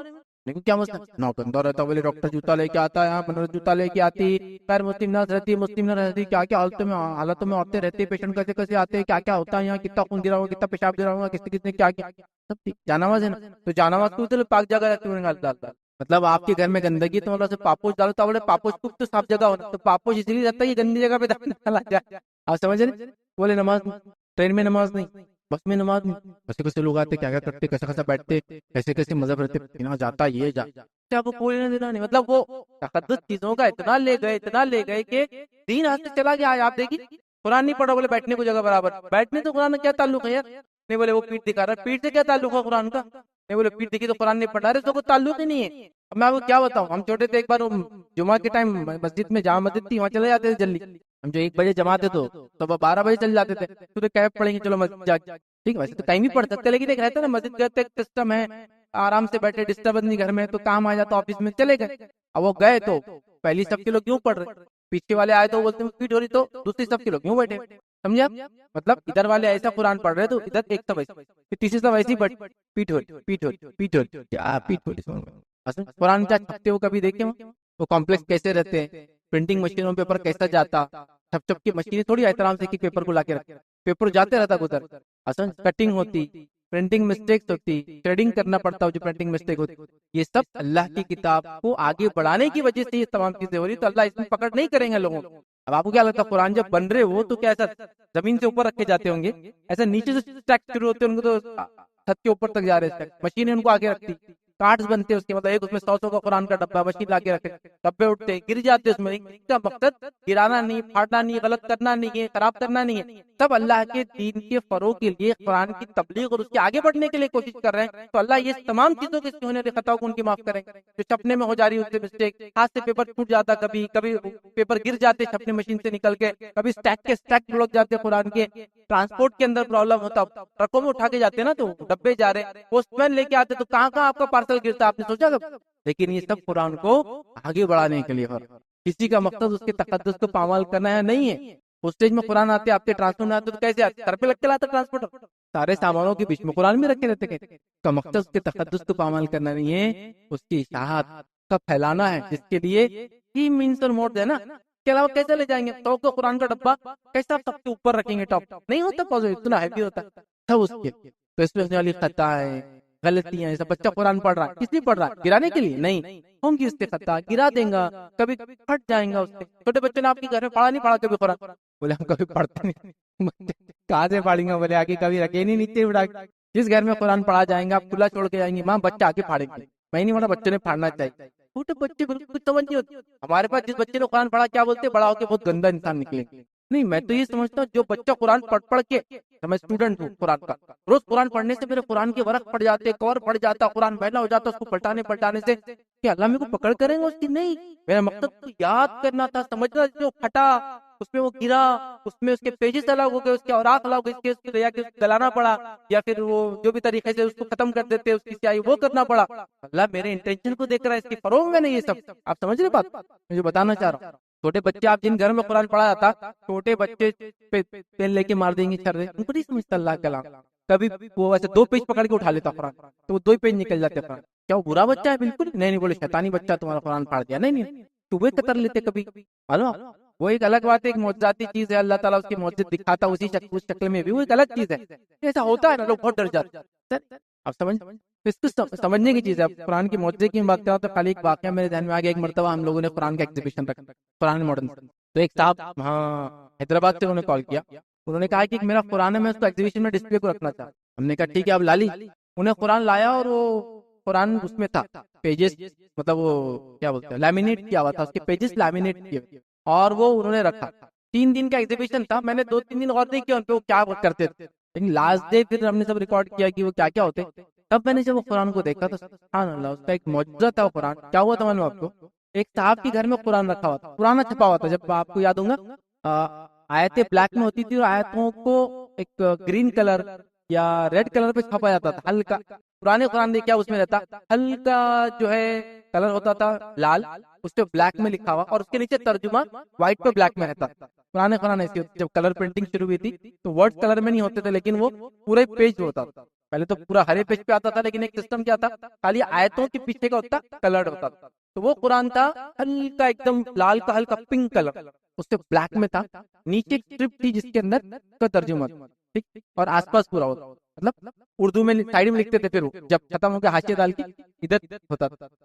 وہ قرآن دیمک نے کھا گئی تھی. پورا قرآن کے عربک الفاظ پورے انٹیکٹ، پورا ترجمہ کھا گیا. پورے 600 پیجز کھائی اس نے، لیکن صرف ترجمہ در کا ترجمہ بیچ سے صرف ترجمہ پورا قرآن انٹیکٹ 600 پیج میں ایک آیت کو نہیں کھائی، ایک لفظ نہیں کھا. اس کی ریکارڈنگ بھی اپنے پاس. تو تعجب ہوا تھا کہ دیکھو ایسا بھی ہوتا ہے. خیر اللہ بچانا چاہے، ایک الگ بات ہے جو میں نے کہا چوہے کھا جاتے کبھی، لیکن ایسا بھی معجزہ دیکھ. مطلب مجھے تو پہلے تو میں نے غور بھی نہیں کیا، لاسٹ ڈے بھی میں نے وہ ریکارڈنگ دیکھا تو مجھے تعجب ہوا کیسے اللہ تعالیٰ حفاظت پورا ترجمہ کھا گئی. مطلب جیسا قرآن رکھا ہوا ہے ایسا کھاتے گئی وہ پورے یوں تو پوری لائن پورا نیچے تک، لیکن آیتیں نہیں. اور کارنر میں جب پیج تھا، جب ترجمہ نہیں تھا، وہ پیج جیسا کا ویسا انٹیکٹ. تو وہ ایسا اٹھاؤ تو پورا ایسا. اور وہ ویریفائڈ تھا، انہوں نے آرکیولوجیکل سروسز کو ویریفائڈ کرایا تھا کہ یہ دیمک نہیں کھائی، کسی نے اس کو ہاتھ سے نہیں. ایسے معجزے بہر ہے. تو قرآن کی فروغ میں یہ سب چیزیں جب ہوں گی، اس کی چھپائی میں یہ چیزیں ہوں گی، غلطیاں ہوں گی، گر جائیں گا، آگ لگ جاتی، کبھی جل جاتے پیجز، کبھی روڈنٹس وغیرہ کھا جاتے ہیں، کبھی دیمک لگ جاتی ہے، کبھی بچے پھاڑ دیتے ہیں، کئی بچوں کے ہاتھ سے گر جاتا ہے، کبھی آپ کے زیادہ پڑھنے سے کالا ہو جاتا ہے، ٹوٹ جاتا ہے، پٹھا نکل جاتا ہے، بیچ سے کھل جاتا ہے، سلائی کھل جاتی ہے. تو اللہ نہیں پکڑیں گے تو کوئی پوچھ نہیں. آپ وہ ہم نے تقدس بنا لیا نا، اللہ کی کتاب سے دور ہو گئے، چم کے رکھ رہے، بس رکھا ہوا 100 سال تک قرآن ثابت ہے. کیسے 100 سال تک دنیا کی پیجز کا بنا ہوا ہے، 2-4-5 سال یوز کیجیے آپ کالا ہو جاتا. آپ ایمبوس کو اچھا سعودی قرآن ملیں گے نا، اگر اس کو 1 سال خالی ایسا پکڑ کے پڑھیں گے تو پیچھے کا پورا اس کا سب کا کلر ایمبوسنگ نکل کے کالا ہو جاتا. نیچرل ہٹ جائیں گا، پھر 2 سال بعد کل دکھیں گا بھی نہیں آپ کو. مطلب پیجز اللہ کے پڑھنے لائق نہیں، کارنرز ٹوٹ جاتے، کارنرز مڑ جاتے. تو یہ اس کے تقدس کے خلاف نہیں ہے، اس سے کوئی فرق نہیں پڑتا. ٹھیک ہے، لہٰذا قرآن کے گرنے پہ اس کو چومنا بھی ثابت نہیں، نہ اس کو کفارہ ہے، نہ اس کے لیے کچھ دینا ہے. دل میں نادم ہونا ہے، اگلی بار اس مسٹیک کو ریپیٹ نہیں کرنا، کیونکہ کوئی بھی انسان قرآن کو جان بوجھ کی حرکت نہیں کرتا. اور قرآن کے مصحف جو ہوتے ہیں، اس کی جو کتابی شکل ہے، اس کا تقدس ہے، اس کو احترام کے ساتھ رکھنا چاہیے. کسی نے سوال کیا کہ یہودیوں کی تعداد کم ہے، کیوں؟ صرف تھوڑا سا تاریخی پس منظر مختصر سے بیان کیجیے. یہودیوں کی تعداد کیوں ہے کم ہے؟ تو بولتے ہیں آن اے لائٹر نوٹ، ہلکی بات کی طرف، جو کٹتے ہیں وہ بڑھتے ہیں. ٹھیک ہے، اللہ یہ اصول ہے یاد رکھ، جو کٹتے ہیں وہ بڑھتے ہیں. مطلب جو قومیں شجاعت اور بہادری اور میدان جنگ میں اور اپنے لیے کچھ کرتی ہے وہ بڑھتی بھی، اور جو کٹتے نہیں ہیں وہ بڑھتے بھی نہیں. ایک تیسری کا آن اے لائٹر نوٹ، یہودی اپنے جان کو اتنا بچا کے رکھتا ہے، اتنا بچا کے رکھتا ہے کہ اللہ رب العزت نے بھی اپنی کتاب کے اندر اس سے کہا، جب انہوں نے کہا کہ ہم اللہ کے چہیتے ہیں، تو اللہ نے کہا پھر موت کی تمنا کرو اگر ہمت ہے. اللہ نے کہا کہ ان میں سے کوئی ایک نہیں جو تمنا کرے گا موت کا، بلکہ ہر فرد ان میں سے 1000 سال جینا چاہتا ہے. تو جس کی تمنا ہمیشہ زندہ رہنے کی ہے، اللہ تعالیٰ نے ان کی تعداد بھی بہت کم کر. اب تاریخی پس منظر میں ان کی تعداد کیوں کم رہی؟ بہت ساری چیزیں اس کے پیچھے وجوہات ہو سکتی، کسی قوم کے نہ بڑھنے میں، اتنی کم تعداد میں ہونے میں، وغیرہ وغیرہ وغیرہ. جس کی ایک جو میری ایک ناقص رائے کے مطابق میں بول سکتا ہوں، انہوں نے اپنے مذہب کو کبھی بھی تبلیغ نہیں کی. ان کا ماننا یہ تھا کہ ہم چنے ہوئے لوگ ہیں اور صرف ہمارے اندر ہی یہودیت رہیں گے. یہ وہ مذہب نہیں ہے جو دعوت دیتا ہے، جس کے نتیجے میں ظاہر سی بات ہے اسلام ایک دعوت دائی مذہب ہے کہ جس قوموں میں گیا، جہاں جہاں پھیلا، اس نے قوموں کو اندر لے لی. جو چیز ان کے اندر جائز اور حلال تھی سب جاری رکھتے ہوئے لیا، اسلام نے کبھی کسی کو فورس نہیں کیا کہ تم یہ قبیلے خاندان کے تم سب تمہارا رہن سہن کھانا پینا سب چھوڑ کے یہ ماننا پڑے گا، نہیں، جو حلال ہے سب کرتے رہو، جائز سب کرتے رہو، ایک اللہ کو مان لو، یہ اللہ کی کتاب کو مان لو، یہ رسول کے طریقے میں چلو۔ قومیں جو ٹوٹ پڑی۔ یہودیوں کا مسئلہ یہ تھا کہ ان کے مذہب کے مطابق انہوں نے اس کی کبھی دعوت و تبلیغ نہیں کیا۔ یہ میں اس کا ایک بڑا ریزن سمجھتا ہوں کہ اللہ عالم، کیونکہ دیکھیے مسلمانوں کی اگر عربوں کو لے لے مثال کے طور پر، سعودی عرب کی عرب لے لے، سمجھ لیجیے آپ کے زمانے میں جو وہ علاقہ تھا وہاں کے کتنی تعداد ہے؟ انڈیا کے ایک اسٹیٹ میں اس سے زیادہ مسلمان ہیں۔ ایک انڈیا ایز اے کنٹری نہیں، انڈیا ایز اے کنٹری بولے تو پورے عرب، انڈیا ایز اے کنٹری اتنی تعداد، مطلب اگر 20-25 کروڑ مسلمان انڈیا میں لے تو پورے عرب، پورے اس خطے کی مڈل ایسٹ کی تعداد نہیں ہوتی اتنے ہم، یہ ایسے تو نہیں ہوا، مطلب وہ عرب تھوڑی پھیلے، وہ عرب تھے، وہ اپنی جگہ پھیل رہے، اگر ان کی تعداد دیکھے تو آج کتنے ہیں؟ سعودی عرب کی ٹوٹل آبادی 3 کروڑ سے 30 ملین، کچھ بھی نہیں، سمجھ رہے آپ؟ باقی جتنے بھی وہ سب ایکسپیرٹ ہے، مطلب 55% دوسرے لوگ جو دوسرے ممالک سے آئے، آپ سمجھ رہے ہیں بات؟ تعداد نہیں بڑی، لیکن مذہب جو تبلیغ ہوئی اور قوموں کی قومیں اندر اتر کے آ گئی، نتیجہ پھیلا۔ یہودیوں کا مذہب سب سے پہلا مسئلہ ان کی تعداد کم ہونے کا ہے۔ پہلی جو بات بولی میں نے وہ ایک لائٹر نوٹ کی، خالی ایک تھوڑا سا مزاحیہ اس پہ بولا، لیکن انہوں نے اپنے دین کی کبھی تبلیغ نہیں کی، تبلیغ نہ کرنے کی وجہ سے وہ دین کبھی پھیلا نہیں، اور کبھی اس کی لوگوں کی تعداد بڑھی نہیں، اور وہ آپس میں ہی رہا، اور اس کے بعد پھر ان میں زنا اور برائیاں اتنی عام ہیں جس کے نتیجے میں بچے بھی نہیں پیدا کرتے ہیں، جس کے نتیجے میں شادیوں کا سسٹم نہیں ان کے پاس، نتیجتاً تعداد اور کم سے کم ہوتی چلی جا رہی ہے۔ یاد رکھیے مسلمانوں کے پاس ایک دعوت و تبلیغ کا سسٹم ہے، دعوت و تبلیغ کے علاوہ الحمدللہ بہت ساری ایسی چیزیں ہیں مسلمانوں کے پاس، شادی بیاہ کا ایک میرج انسٹیٹیوشن الحمدللہ تم الحمدللہ آج بھی باقی ہے، کے نتیجے میں لیگلائز میرجز ہوتی ہے، بچے پیدا ہوتے ہیں، ان کی تعلیم و تربیت کا نظم ہوتا ہے، جو ماں باپ کی ذمہ داری سمجھ کے کرتے ہیں، ان پہ خرچ کرنا ماں باپ کی ذمہ داری سمجھتے ہیں، اور یہ دین کی دعوت تبلیغ اس طرح سے یہ پھیلتی رہی۔ اور ہمارے زمانے میں تو بہرحال میں ایسی مثالیں نہیں پاتا ہوں، لیکن ایسی مثالیں ہم نے پاس میں دیکھی، جیسا کہ 15ویں اور 16ویں صدی لیجیے، پورا بنگلہ دیش جو اسلام قبول کیا، یہ آج سے 300 یا 400 سال پہلے مغلوں کے زمانے میں وہاں دعوت و تبلیغ کا کام شروع ہوا۔ وہ پوری قومیں جو تھی وہ غیر مذہبی تھی، وہ بدھ یا دیگر مذاہب کو ماننے والے تھی۔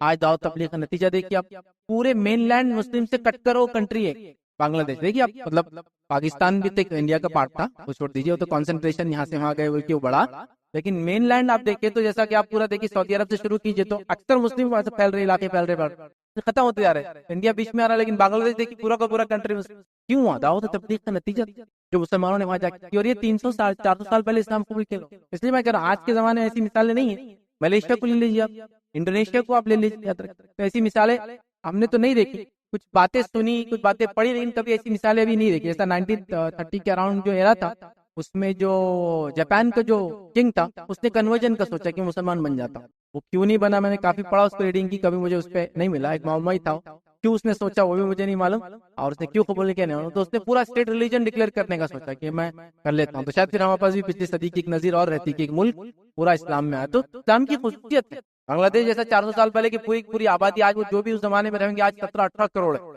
جاپان اگر اللہ کرتا، اللہ اگر منظور کرتا اس چیز کو 1930 میں قبول کر لیتا، اسٹیٹ ریلیجن ہو جاتا اسلام، تو آج کیا ہوتا؟ جاپان میں 1931 32 33 میں مجھے واقعات یاد ہے، مطلب جو میں نے تاریخ میں پڑھا، حج کو فری اسپانسر کرتے جبکہ وہاں کو مسلمان تھا نہیں، آپ سمجھ رہے بات؟ تو بہرحال تو یہ دعوت و تبلیغ کا نتیجہ ہوتا ہے قوم میں جو پھیلتی ہیں تو ان کی تعداد کم ہونے کا یہ ہے۔ اس کے بعد اللہ کی لعنت ہے ان کے اوپر، کیونکہ اللہ نے وعدہ کیا قرآن میں ہر صدی میں ان کو عذاب دیں گا اللہ ان کی کرتوتوں کے بدلے، کئی ریزن ہو سکتے ہیں واللہ، لیکن دعوت و تبلیغ نہ کرنا میں سمجھتا ہوں بڑا ریزن۔ کسی نے سوال کیا اہل کتاب سے نکاح حلال ہے لیکن وہ پاک ہونا چاہیے، یعنی اس کا پہلے سے کوئی رشتہ نہ ہو، یا ہر اہل کتاب عورت لڑکی سے نکاح حلال ہے چاہے وہ پہلے سے شادی شدہ ہو؟ دیکھیے ایک اہل کتاب سے نکاح ایک دوسرے مسلمان کا تبھی جائز ہے جو پاک دامن خاتون ہو اور پہلے سے شادی شدہ ہو کہ اگر اپنے ہسبینڈ کو چھوڑی ہوئی ہے تو پھر وہ آپ سے کر سکتے، ایٹ اے ٹائم اس کے 2 ہسبینڈ نہیں ہو سکتے نا، تو وہ ہسبینڈ سے اگر ریلیف لے لی، طلقہ ہو سکتی ہے، بیوہ ہو سکتی ہے، کنواری ہو سکتی ہے۔ پاک دامن سے یہاں مراد وہ نہیں ہے کہ پہلے سے شادی شدہ ہو یا نہ ہو، پاک دامن سے مراد وہ عورتیں نہ ہو جو برائی کرتی ہو یا بری عورتیں ہوں، اور یہ معاملہ شرمگاہ کے معاملے میں آتا ہے، اس کے اخلاق عادات کردار تو اچھے ہونا ہی چاہیے، لیکن اصل چیز ہے وہ شرمگاہ کے معاملے میں، اس معاملے میں وہ ناپاک نہ ہو، تو پاک دامن خاتون ہو سکتی ہے، وہ مطلقہ ہو سکتی ہے، بیوہ ہو سکتی ہے، کنواری بھی ہو سکتی ہے، ان سے نکاح جائز ہے۔ یہ ایک کنڈیشن ہے پاک دامن اہل کتاب کی عورتیں، جو میں اس میں بھول گیا تھا، یہاں میں اس کو ریپیٹ کر دوں۔ قرآن اگر اپن سیکھ کے بھول گئے، بچپن میں پڑھتے تھے تو بھول گئے، بڑے پن میں یاد نہیں رہ رہا ہے تو اور واپس سے سیکھنے کی کوشش کر رہے، طہارت رہتی ہے تو وضو نہیں بھی کرے تو قرآن پڑھ سکتے ہی۔ بھائی نے سوال کیا کہ انسان قرآن بچپن میں پڑھنا سیکھا پھر بھول گیا تو اس کا کیا مسئلہ ہے اور وہ اب سیکھنا چاہ رہا تو کیا اس کو گناہ ملے گا؟ دیکھیے آپ نے قرآن سیکھا پھر آپ بھول گئے لیکن آپ نادم ہوئے اس غلطی پھر آپ سیکھ رہے تو اللہ گناہ نہیں اس کا اجر دیں گا آپ کو۔ اور قرآن سیکھتے وقت جو غلطیاں آپ کرتے ہیں اس پہ آپ کو دوہرا اجر ملتا ہے، صحیح پڑھنے پر 10 کیا ملتی ہے، غلط جب سیکھنے میں غلطی ہوتی ہے آپ کو ڈبل ریوارڈ ملتا ہے، ایک پڑھنے کا ریوارڈ، دوسرا تکلیف ہو رہی ہے آپ کو، غلطیاں اس لیے ہوتی ہے کہ آپ بڑی مشکل سے پڑھتے ہو تو بھی ریوارڈ۔ اللہ تعالیٰ کوششوں کو دیکھتا ہے نتیجوں کو نہیں، لہٰذا جب بچپن میں سیکھا تھا بھول گئے، یاد آ گیا لیکن بھول گئے، پھر سیکھ رہے ہیں، غلطیاں ہو رہی، خطائیں ہو رہی ہے، جم نہیں رہا، مشکل ہو رہی ہے، اس کی انشاءاللہ آپ کو ڈبل ریوارڈ ملے گا اس کو سیکھنے کا۔ آپ پڑھتے جائیے، کوشش کرتے جائیے۔ کیا وہ بولنے کا گناہ ہے؟ وہ جو پاسٹ ہے وہ چھوڑ دیجیے، کیا کیونکہ وہ انسان، زمین، زمانہ، حالات کیوں بھولا، کیا ہوا ہم نہیں جانتے نا، کہ وہ چھوڑ دیجیے۔ اب سیکھنے کی کوشش کر رہا ہے، یہ لائق ہے، جس کو کہتے ہیں نا ایک بڑا اچھا عمل وہ کر رہا ہے، ٹھیک ہے، اللہ تعالیٰ اس کو اس کی سیکھنے کی کوششوں پر، اس کی اس جہاد پہ، اس کی اس جہود پر، اس کی اس کوشش پر اللہ اس کو ضرور اجر دیں گا، بلکہ ڈبل ریوارڈ انشاءاللہ آپ کو ملیں گا۔ تو آپ وہ بھائی نے سوال کیا کہ قرآن جب ہم پڑھے، جب سیکھ رہے ہیں تو وضو کا کیا معاملہ؟ دیکھیے آپ قرآن اگر سیکھ رہے ہیں اور اگر فائدہ آپ کے ہاتھ میں تو اس کے لیے وضو کی ضرورت نہیں۔ قرآن آپ سیکھ رہے اور ایک پارا یا ایک پارٹ آپ کے ہاتھ میں تو بھی اس کے لیے انشاءاللہ وضو کی ضرورت نہیں۔ آپ قرآن سیکھ رہے اور پورا قرآن آپ کے ہاتھ میں ہے، لیکن تو اس معاملے میں علماء کی دو رائے، ایک یہ کہ انہوں نے کہا کہ پڑھ سکتے آپ بغیر وضو کے، کچھ نے کہا کہ بغیر وضو کے نہیں پڑھنا چاہیے، درست نہیں ہے، تو یہ دونوں رائے ہیں، ٹھیک۔ تو پارٹ اگر لے لے تو کوئی مسئلہ نہیں، اور اگر قرآن آپ پورا بھی لے کے کر رہے لیکن ہینڈ سیٹ میں ہے، ٹیب میں ہے، الیکٹرانک فارم میں، تو پھر تو کوئی مسئلہ نہیں، سمجھے؟ قرآن آپ پڑھ رہے ہیں اور آپ کے ہمیں تفسیر کی کتاب ہے، مطلب پورا قرآن نہیں تو بھی آپ پڑھ، تو قاعدہ وغیرہ کے مسئلہ نہیں، ایک پارا آپ پڑھ رہے تو ایک پہلا پارا لے کے پڑھیے تو بھی ضرورت نہیں۔ علماء نے کہا اگر ایک ساتھ پورا قرآن آ جائے تو وضو کر کے پڑھنا ہی اس کے لیے۔ کوئی شخص اگر انتقال ہو گیا کس کا تو قرآن کو نہیں آتا تھا اور لوگ بولتے آج قرآن کھانی ہے، ان کی طرف سے قرآن پڑھتے۔ بھائی نے ایک سوال کیا، کسی کا انتقال ہو جائے ان کو قرآن پڑھنا نہیں آتا تو لوگ ان کو قرآن پڑھ کے بخش، لیکن نہیں آتا تھا، اس کی وجوہات کیا تھی وہ دیکھنا بہت ضروری، اس لیے کہ کیوں نہیں آتا تھا، کوشش کی تھی یا کبھی کی نہیں تھی، ہاں بس کوشش ہی نہیں کی جاتی، آپ سمجھیں، کوشش کرنا بڑی اصل کے بعد نتیجے کیا ہے سب سیکنڈری، کوشش کرنا۔ انہوں نے کوشش کی اور کوشش کے دوران ہی دنیا سے چلے گئے، بڑی کوشش کی، نہیں ہوتا تھا، نہیں آتا تھا۔ اللہ انشاءاللہ ان کی نیت کو دیکھیں گا، اور سب کچھ سہولتیں تھی پھر بھی خود نہیں پڑھے تو یہ آپ کا بعد میں پورا قرآن نہیں، قرآن پرنٹنگ پریس ان کے نام سے ڈالنے کا بھی ان کو وہ فائدہ نہیں ملے گا جو خود پڑھ کر عمل کا ان کو فائدہ، سمجھا؟ اب سوال یہ تھا کیا قرآن پڑھ کے بخشنا کیسا ہے، چاہے ان کو آتا تھا یا نہیں آتا تھا؟ قرآن پڑھ کے بخشنے کی کوئی دلیل نبی اکرم صلی اللہ علیہ وسلم، کوئی دلیل صحابہ کرام، کوئی دلیل تابعین سے ہم کو نہیں ملتی، لہٰذا میں یہ کہوں گا اس کا پڑھ کے بخشنا نہیں ملتا۔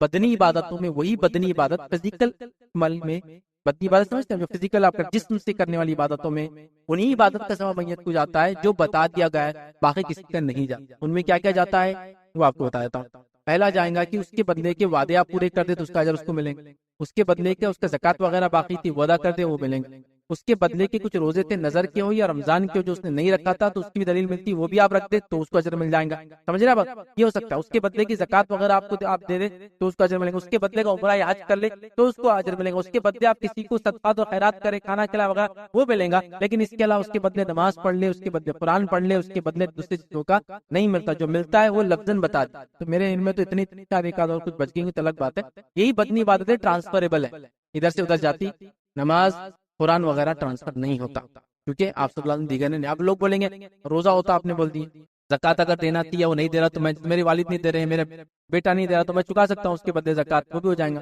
تو پھر نماز کیوں نہیں، قرآن کیوں نہیں؟ دیکھیں اگر ایسا جنرل ہوتا یہ رول تو پھر ساری چیزوں پہ لاگو ہو جاتا، اگر یہ بلینکٹ آرڈر ہے تو سب کے لیے نہیں، بتا دیا گیا نا کے بدلے روزے رکھ، کے بدلے زکات دے دے، اس کے بدلے صدقہ کر، اس کے بدلے کنواں کھدا، مطلب ثواب جاریہ، تو جو بتایا گیا وہی بدنی عبادت ٹرانسفریبل ہے، دیگر نہیں ہے، لہٰذا میں یہ کہوں گا جو بتایا گیا اس کے اندر روزہ ہے، نفلی روزے ہو، معاف کرنا فرض روزے ہو یا نظر کے روزے ہو، زکات وغیرہ اس کے آپ دے سکتے، صدقہ خیرات تو کامن ہے، کوئی بھی کسی مسلمان کے لیے کر سکتے، دعائیں وغیرہ بھی کامن ہے، قرآن وغیرہ چونکہ اس میں شامل نہیں تو آپ احتیاط کریں، یہی زیادہ انشاءاللہ بہتر۔ کسی نے سوال کیا قرآن تجوید سے اور اتنی اونچی آواز میں پڑھنا کہ سمجھ آئے کیسا ہے؟ تجوید سے قرآن نہ پڑھنے کا نقصان کیا ہے؟ دیکھیے سب سے پہلے قرآن کو تجوید سے پڑھنا، قرآن کو صحیح پڑھنا ضروری ہے، اور اس کو صحیح پڑھنے کے لیے تجوید سے پڑھنا چاہیے، اور اتنی آواز سے پڑھنا کہ سمجھ آ جائے تو یہ بھی درست ہے، کیونکہ قرآن کو آپ کو پڑھنا ہے ایسی آواز میں پڑھنا چاہیے جو آپ سنائے، اور جو لوگ قرآن کی تیز آواز میں تلاوت کرتے ہیں اس کا فائدہ ہوتا ہے کہ مسٹیکس کم ہوتی ہے، پھر آپ کئی لوگ ایسا خاموشی میں پڑھتے قرآن کو، لیکن آپ دیکھیں جب ان کو تیز پڑھو بولے تو مسٹیک زیادہ ہوتی ہے، جب وہ خاموشی میں اچھا ہوتا ہے تیز پڑھنے کے فائدے زیادہ ہے، تو آپ چلا کے نہیں لیکن ایسا پڑھے کہ آپ کو بھی سنے اور لوگ اور باہر سن سکتے ہیں، الحمدللہ رب العالمین الرحمن الرحیم آپ پڑھ رہے تو لوگ سن رہے ہیں تو کر سکتے ہیں آپ میں کوئی مسئلہ نہیں. وہ صرف نماز وغیرہ میں نے خالی نہیں ہوتا, آپ کو پڑھنا چاہیے اور اتنا کہ آپ کو لگے کہ آپ کو سنے آ رہا. یہ کیسا ہوتا آپ کو معلوم ہے, ہوتا سنے آتا ہے ایسا کان کو لگتا آ رہا, تو ایسے ہی ہونا چاہیے, منہ ہوٹ ہلنا چاہیے. ٹھیک ہے, تو لہٰذا آپ قرآن کو پڑھیں, تجوید سے پڑھیں, اتنی اونچی آوازیں پڑھیں کہ خود کو سنائی دے, سمجھ میں اللہ کی. بالکل صحیح بات ہے, اچھی بات ہے.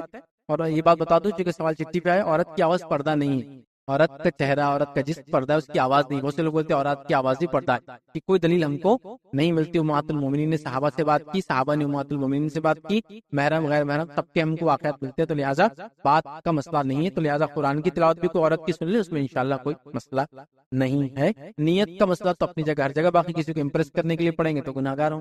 وہ تو جنرل کنڈیشن سب جگہ لاگو, تو یہاں بولنے کی اس کو اسپیشل ضرورت نہیں. اور کسی نے کہا تجوید سے قرآن نہ پڑھنے کے نقصانات کیا ہیں؟ دیکھیے تجوید سے قرآن نہ پڑھنے کے کافی سارے نقصان ہوتے ہیں. تو میں انڈین کانٹیکس میں بولوں گا تجوید کو آپ سیکھتے رہیں اور سیکھ کے پڑھنے کی کوشش کرتے رہیں جہاں تک آپ کامیاب ہو. اللہ کی طرف سے فضل اور شکر ہے, اور کام اپنا جاری اور ساری رکھیے, رکیے مت تجوید کی وجہ سے. مطلب بولنے کا مقصد کیا, کچھ لوگ ہوتا ہے تجوید نہیں آتی تو قرآن نہیں پڑھنا بولتے ہیں, یہ درست. ایسا آپ کریں گے تو پھر تو آپ آلریڈی جو لوگ قرآن نہیں پڑھ رہے, تھوڑے بہت پڑھ رہے, ان کو بھی روک دے رہے آپ.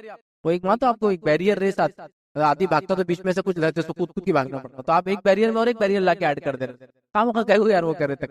تو آپ یہ بولیے کہ آپ بہت اچھا پڑھتے, روز پڑھتے, بہت اچھی بات ہے, آپ تجوید ہی سیکھ تو انشاءاللہ اور بھی تجوید نہ سیکھنے کے عام طور سے کیا نقصان ہوتا ہے جنرل بول رہا ہوں, لیکن آپ گھبرا کے پڑھنا مت چھوڑیے ان بات کو.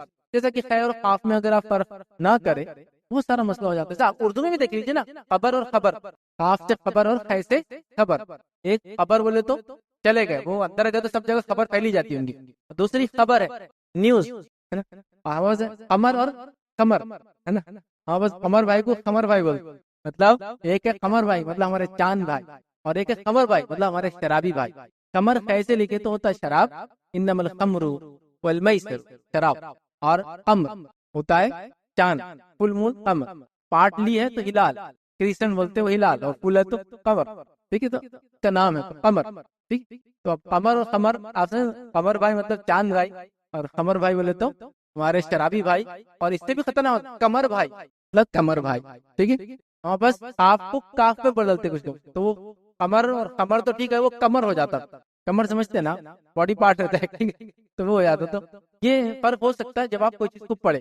میں بالکل یہ کہہ رہا ہوں کہ اللہ تعالیٰ تو آپ کی نیت کو دیکھے انشاءاللہ, اس لیے پہلے کہتے پڑھنا نہیں چھوڑنا چاہیے, لیکن یہ بھی ساتھ میں کہہ رہا ہوں کہ بیسک چیزیں لرن کر لینا چاہیے. میں انشاءاللہ بس اسپیشلی خالی عربک کے جو حروف ہے 28 29 حمزہ کو ملا لے تو جو بھی بہرحال 29 سمجھ لیجیے, تو 17 اس کے مخرج ہوتے ہیں, کہاں سے نکلتی ہے آواز, پلیز وہ بھی سدھر جائے تو کافی حد تک آپ کو ہوتا. پھر تجوید میں کیا ہوتا ہے, گرامیٹک رولز آ جاتے ہیں, کہاں ملیں گا کہاں نہیں ملیں گا, کہاں چیز چھپی ہوئی اظہار ہوں گی کا, وہ ساری چیزیں. مطلب جب آپ سینٹینسز کو پڑھیں گے تو جوائنٹ کیسی ہوں گی, تو وہ بھی آپ سیکھ لیں. جیسا کہ اس کو فینوٹکس کہیں گے انگلش کے اندر, ہم سیکھتے کسی چیز کو پڑھنا, لکھتے اسی سے, پڑھتے کے سے, کیوں کرتے ہیں ایسے, تو رولز ہوتے ہیں اس کے گرامیٹیکل, اس کے پیچھے بس وہی تجوید ہے عربک کے لیے. مطلب ایک تو جس کو کہیں پروننسیشن, الفاظ کہاں سے نکلیں گے, مخرج, اور دوسرا اس کے فینوٹکس کیسے پڑھا جائیں گا, کیوں ایسا ہوگا, تو وہ سیکھ لے. بہت زیادہ نہیں ہے, اپروکسیمیٹلی 25 to 30 رولز بھی سیکھ لے تو مور دین انف ایک ایوریج انسان کو ریڈنگ کے لیے ہو جاتا ہے. اور مخرج 17 ہے, یہاں سے سینے سے نکلتے, اوپر سے نکلتے, یہاں سے نکلتے, یہاں سے نکلتے, یہاں سے نکلتے, ادھر سے نکلتے, ادھر سے نکلتے, اوپر لگ کے نیچے لگ کے اٹھتے, ایسی آتا نیچے سے لے کے 12 تک انسان آتا. نہیں میں سمجھتا ہوں 17 ہے ہارڈلی, 29 ورڈز کو 17 اس میں آپ کیٹیگرائز کر سکتے. باریکیاں بھی ایک الگ چیز ہے, علم ہے پورا, ایک فن ہے وہ پورا, وہ بھی آپ کی اچھی بات ہے, لیکن وہ نہیں ہونے سے آپ ڈر کی. تو میں بہت ساری جگہ استاد ہی نہیں پڑھانے والے استاد ہی نہیں ہے, تو میں ہی نہیں بول رہا. میں اگر آپ سیکھنے کی کوشش کیجیے, آن لائن سیکھیے, آج کل تو آسان ہے, کتابوں سے سیکھیے, اور کوشش کرتے رہیے, اللہ انشاءاللہ آپ کی نیت دیکھیں. لیکن پڑھنا مت چھوڑیے, تجوید سے پڑھنا بہت زیادہ ضروری ہے. میں نے 2-3 مثالیں آپ کو دی, تو میں سمجھتا ہوں عذاب العلیم اور عذاب العلیم, عین سے اور الف سے. علیم کا معنی دردناک شدید, اور عین سے علم والا عذاب, مطلب آپ سمجھے نا اتنا فرق دیتا. اصلاح معاشرہ, اصلاح معاشرہ کے پروگرام ہوتے ہیں نا, الف صاد لام الف ہے بولتے اصلاح, اور اگر اس کو آپ الف سین لام الف ہے لکھ دے تو اس کا معنی تلوار. اصلاح سین سے اور اصلاح صاد سے مطلب سدھار, یہی ڈفرنس ہوتا ہے. لیکن اب اردو میں چونکہ اب سین صاد ایک ہی جیسا پڑھتے ہیں ہم لوگ, اور زے زوئیں ایک ہی جیسا پڑھتے ہیں ہم لوگ. یہ تو لینگویج کا مسئلہ ہے, بٹ لیکن جب قرآن کی حد تک ہم کوشش کریں کہ اس کو جیسا پڑھنا چاہیے کرے, تو میں سمجھتا ہوں مسئلہ نہیں ہے. ورنہ آپ نے اس کے نقصان کیا ہوتا ہے, نقصان یہ کہ معنی کہیں کا کہیں نکل جاتا. جن نے سوال کیا ڈلیوری کے لیے آسانی ہو ایسے وقت میں کیا کوئی خاص صورت وقت کر لینا یا کوئی آیت خاص کرنا؟ بالکل ایسا کچھ بھی نہیں ہے. آپ عمومی دعائیں ان دعاؤں کو آپ پڑھیے آسانی کے لیے. مشکل کی حصن المسلم نامی کتاب ہے, اس کو آپ لیں. اس میں کسی بھی مسئلے کی آسانی کی دعائیں. ڈلیوری میں آسانی کے لیے خاص دعا کوئی نہیں ہے, لیکن کسی بھی مسئلے میں آسانی کی دعائیں ان دعاؤں کو آپ میں سمجھتا ہوں ریپیٹ کیجیے, کافی ہے. کوئی خاص صورت بھی نہیں ہے, کوئی خاص آیت بھی نہیں ہے. میں نے بہت سارے لوگوں کو دیکھا ڈلیوری میں آسانی کے لیے وہ سورہ مریم پڑھتے ہیں, کیونکہ مریم علیہ السلام کو سے واقعہ ہے کہ کوئی دلیل نہیں ہے. بچہ خوبصورت ہے بلکہ وہ سورہ یوسف پڑھتے ہیں, اس کی کوئی دلیل نہیں ہے. اور خوبصورتی کا کوئی معیار بھی نہیں, آپ کس چیز سے خوبصورتی بولیں گے, سمجھے آپ؟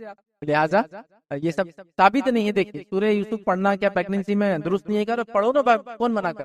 خاص پڑھنے کا ایشو میں بتا رہا ہوں. سورہ یوسف پیگنینسی میں نہیں پڑھ سکتے, پڑھو نا بھائی, کون مسئلہ؟ خاص کیوں پڑھ رہے نہیں بولے بچہ خوبصورت ہوگا, یہ کچھ ثابت. لہٰذا خاص کچھ بھی نہیں ہے. عمومی طور سے جو دعائیں ثابت ہیں آپ ان دعاؤں کو بہرحال کیجیے. خصوصی جو دعائیں لوگ بولتے ہیں ڈلیوری میں آسانی کے لیے, لڑکی کی شادی کے لیے, یہ کیا کرتے ہیں لوگ؟ صرف پرانی آیتوں کے معنی لیتے ہیں اور معنوں سے بولتے دیکھو اس میں یہ ہے نا تو اس سے تمہارا مسئلہ دوں گا.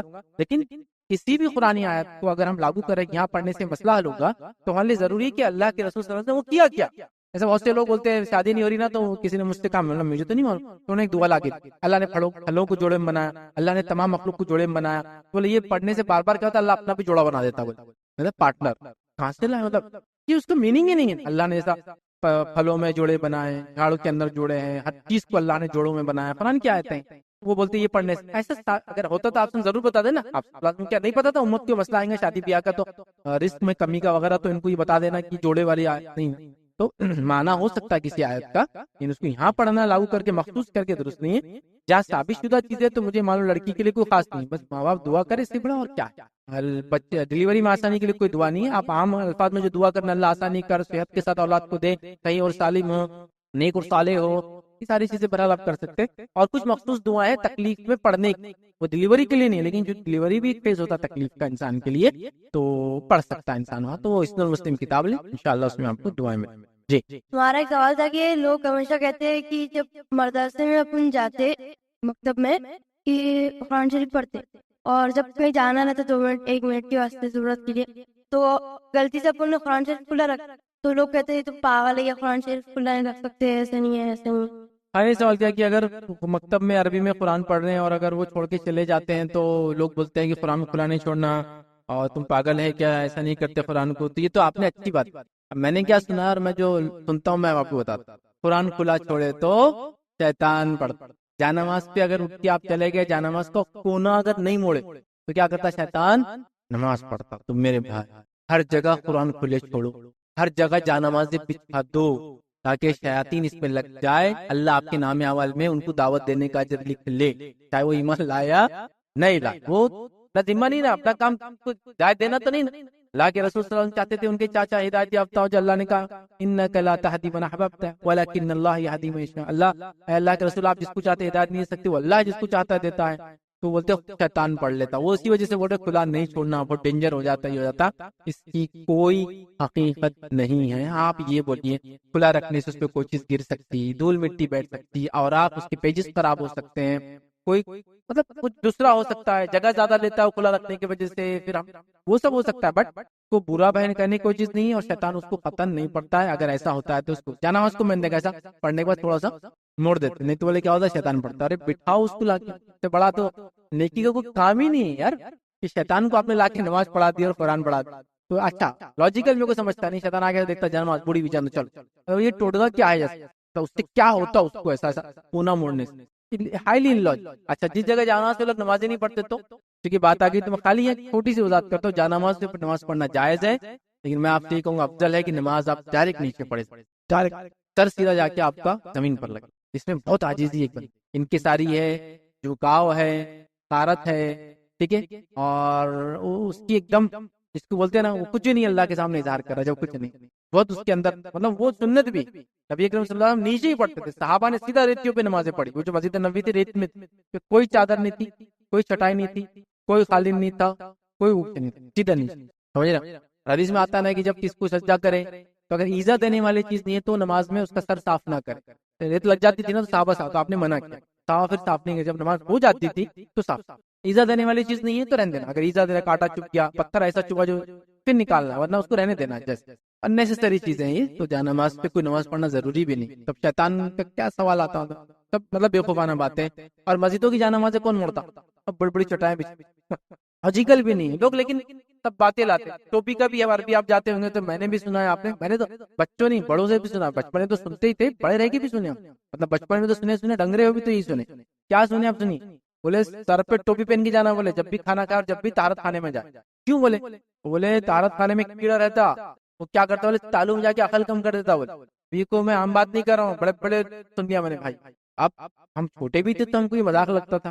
کیسا مزہ لگتا تھا؟ اب دیکھو کیڑا سر پہ ٹوپی ہے بھی سمجھو، یہاں سے نہیں گھس سکتا، ادھر سے وہ اسٹائل والی ٹوپی میں جو بال سامنے آ کے اوپر پہنتا ادھر، یہ میری جالی والی ٹوپی کے سوراخوں میں کیڑا ہی ہے نا. تو ہم لوگوں کو سمجھ میں نہیں آتا.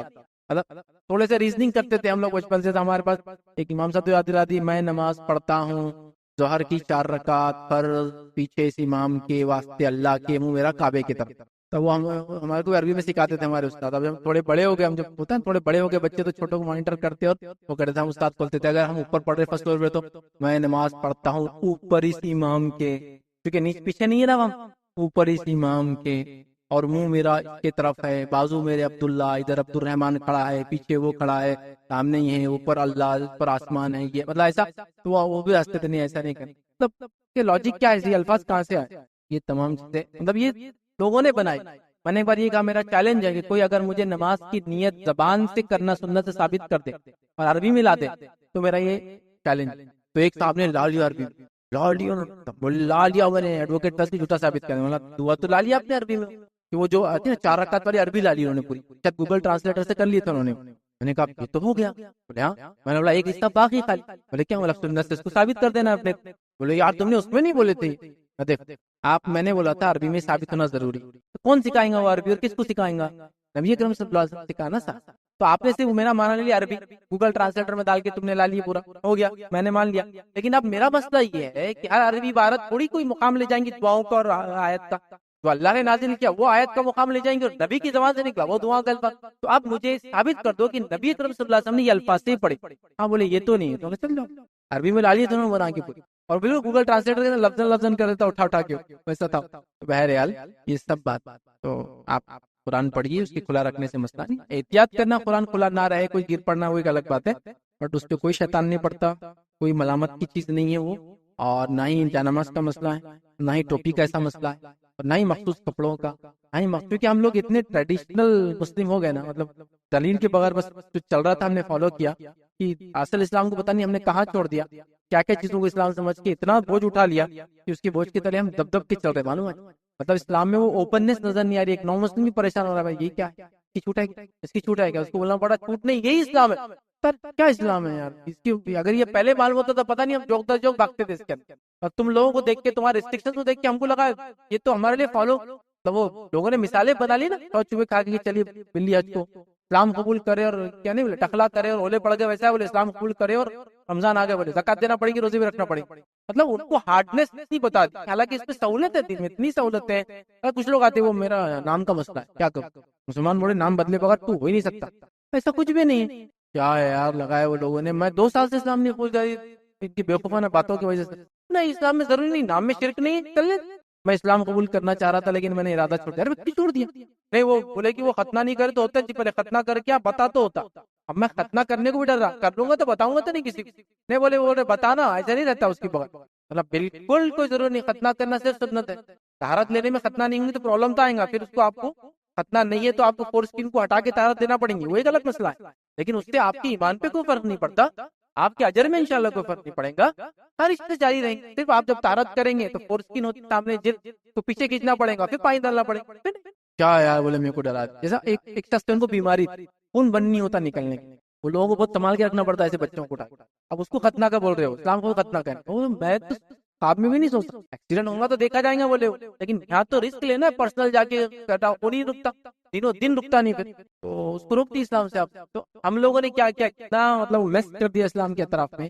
اور یہ سب روایتی چیزیں لا کے ہم نے، میں نے ایک لیکچر رکھا تھا، آپ نے اگر سنا ہوگا، حقیقی اسلام اور روایتی مسلم. تو میں نے بہت سارے ٹاپک کور کیے. حقیقی اسلام کیا ہے اور روایتی مسلم کیا ہے. ہم لوگ روایتی مسلم ہیں, حقیقی اسلام بہت الگ, وہ ایک دم چمکدار روشن چیز ہے, یاد رکھ, جس پہ خامخواہ کہ ہم نے کپڑے ڈال کے کور ڈال کے اس پہ تھپے لگا دیا, وہ چمک ہم لوگ کرتے ہیں. اب کوئی نان مسلم سنیں گا تو بولیں گے کیا مذہب ہے, کتاب پڑھی نہیں چھوڑ سکتے, جانماز سے بیٹھو تو یہ مسئلہ, تو دھکے دھکے پہ تو دین ہاتھ سے جا رہا ہے یا تو پھر گناہ مل رہا ہے. ایسا نہیں ہے بھائی, ایک بہت وسیع دین ہے, بہت اوپننس ہے. میں نہیں کر اوپننس بولے تو کچھ بھی لمیٹیشنز کے ساتھ اوپننس جگہ باقی ہے. جو انسانیت چاہتی ہے کہ اتنی لمیٹیشن اتنی چھوٹ ان کو ملے دین پہ چلنے میں, وہ ساری سہولت اسلام دیتا ہے. ایک پاکیزہ, انتہائی فطری اور انتہائی ہیومن نیچر کے مطابق یہ دین ہے, کیونکہ بنانے والا ہمارا کریٹر ہے, اس لیے وہ جانتا ہے ہم کو کیا چیز کی ضرورت ہے, لہٰذا اس میں بڑی سہولت ہے. تو مسلمان تھوڑا اوپننس لائے, اپنے کسٹمز کو چیلنج کرے.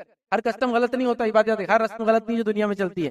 چیلنج کرے کہ شریعت کے مطابق ہے, نہیں ہے تو چھوڑے.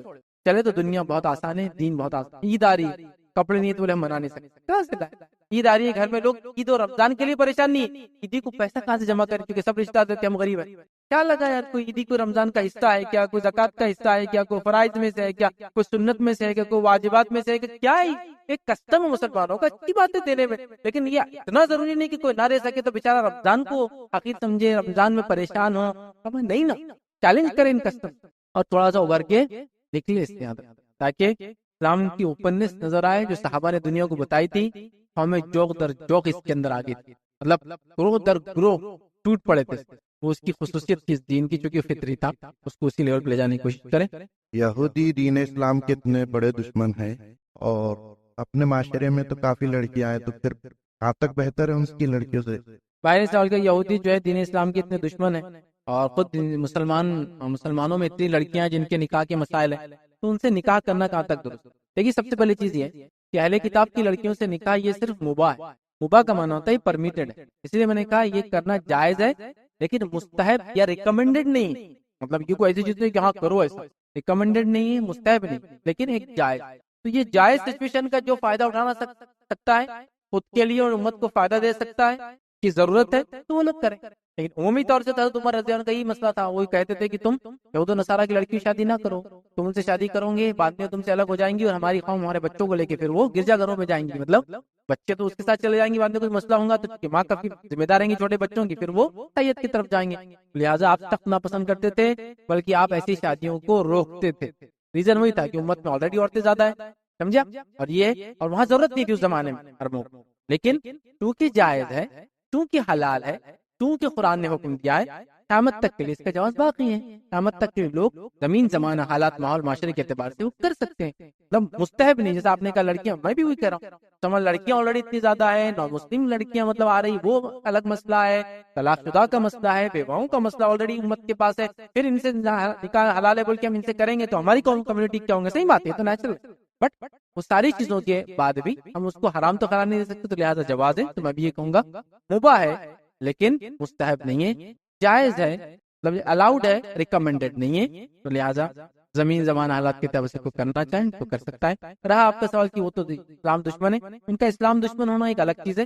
اور اسلام دشمن خاتون اگر ہوں گی یہود اور نصارہ کی, تو کوئی بھی نہیں کرنا چاہیے ایسے نکاح, کیونکہ جو لوگ دوسروں کے خلاف دشمنی رکھتے وہ کہیں بھی اچھے نہیں رہتے, وہ خود کے مذہب والوں کے بھی اچھے, سمجھا. لہٰذا ویسے تو کرنا ہی نہیں چاہیے. لیکن اگر کوئی آ جائے ایسے روپ کے اندر جو منافق تھی اور ایسا کرے, پھر وہ ایک اللہ کا اور اس کا حملہ ہے. بٹ انڈر جنرل سرکمسٹانسز میں یہی کہوں گا ریکمینڈڈ نہیں لیکن الاؤڈ ہے, کیونکہ اللہ نے حکم دیا, قیامت تک کے لیے اس کو ختم نہیں کیا جا سکتا. اسی پہ اپنی بات کو ختم کریں گے. واخر دعوانا الحمد للہ رب العالمین.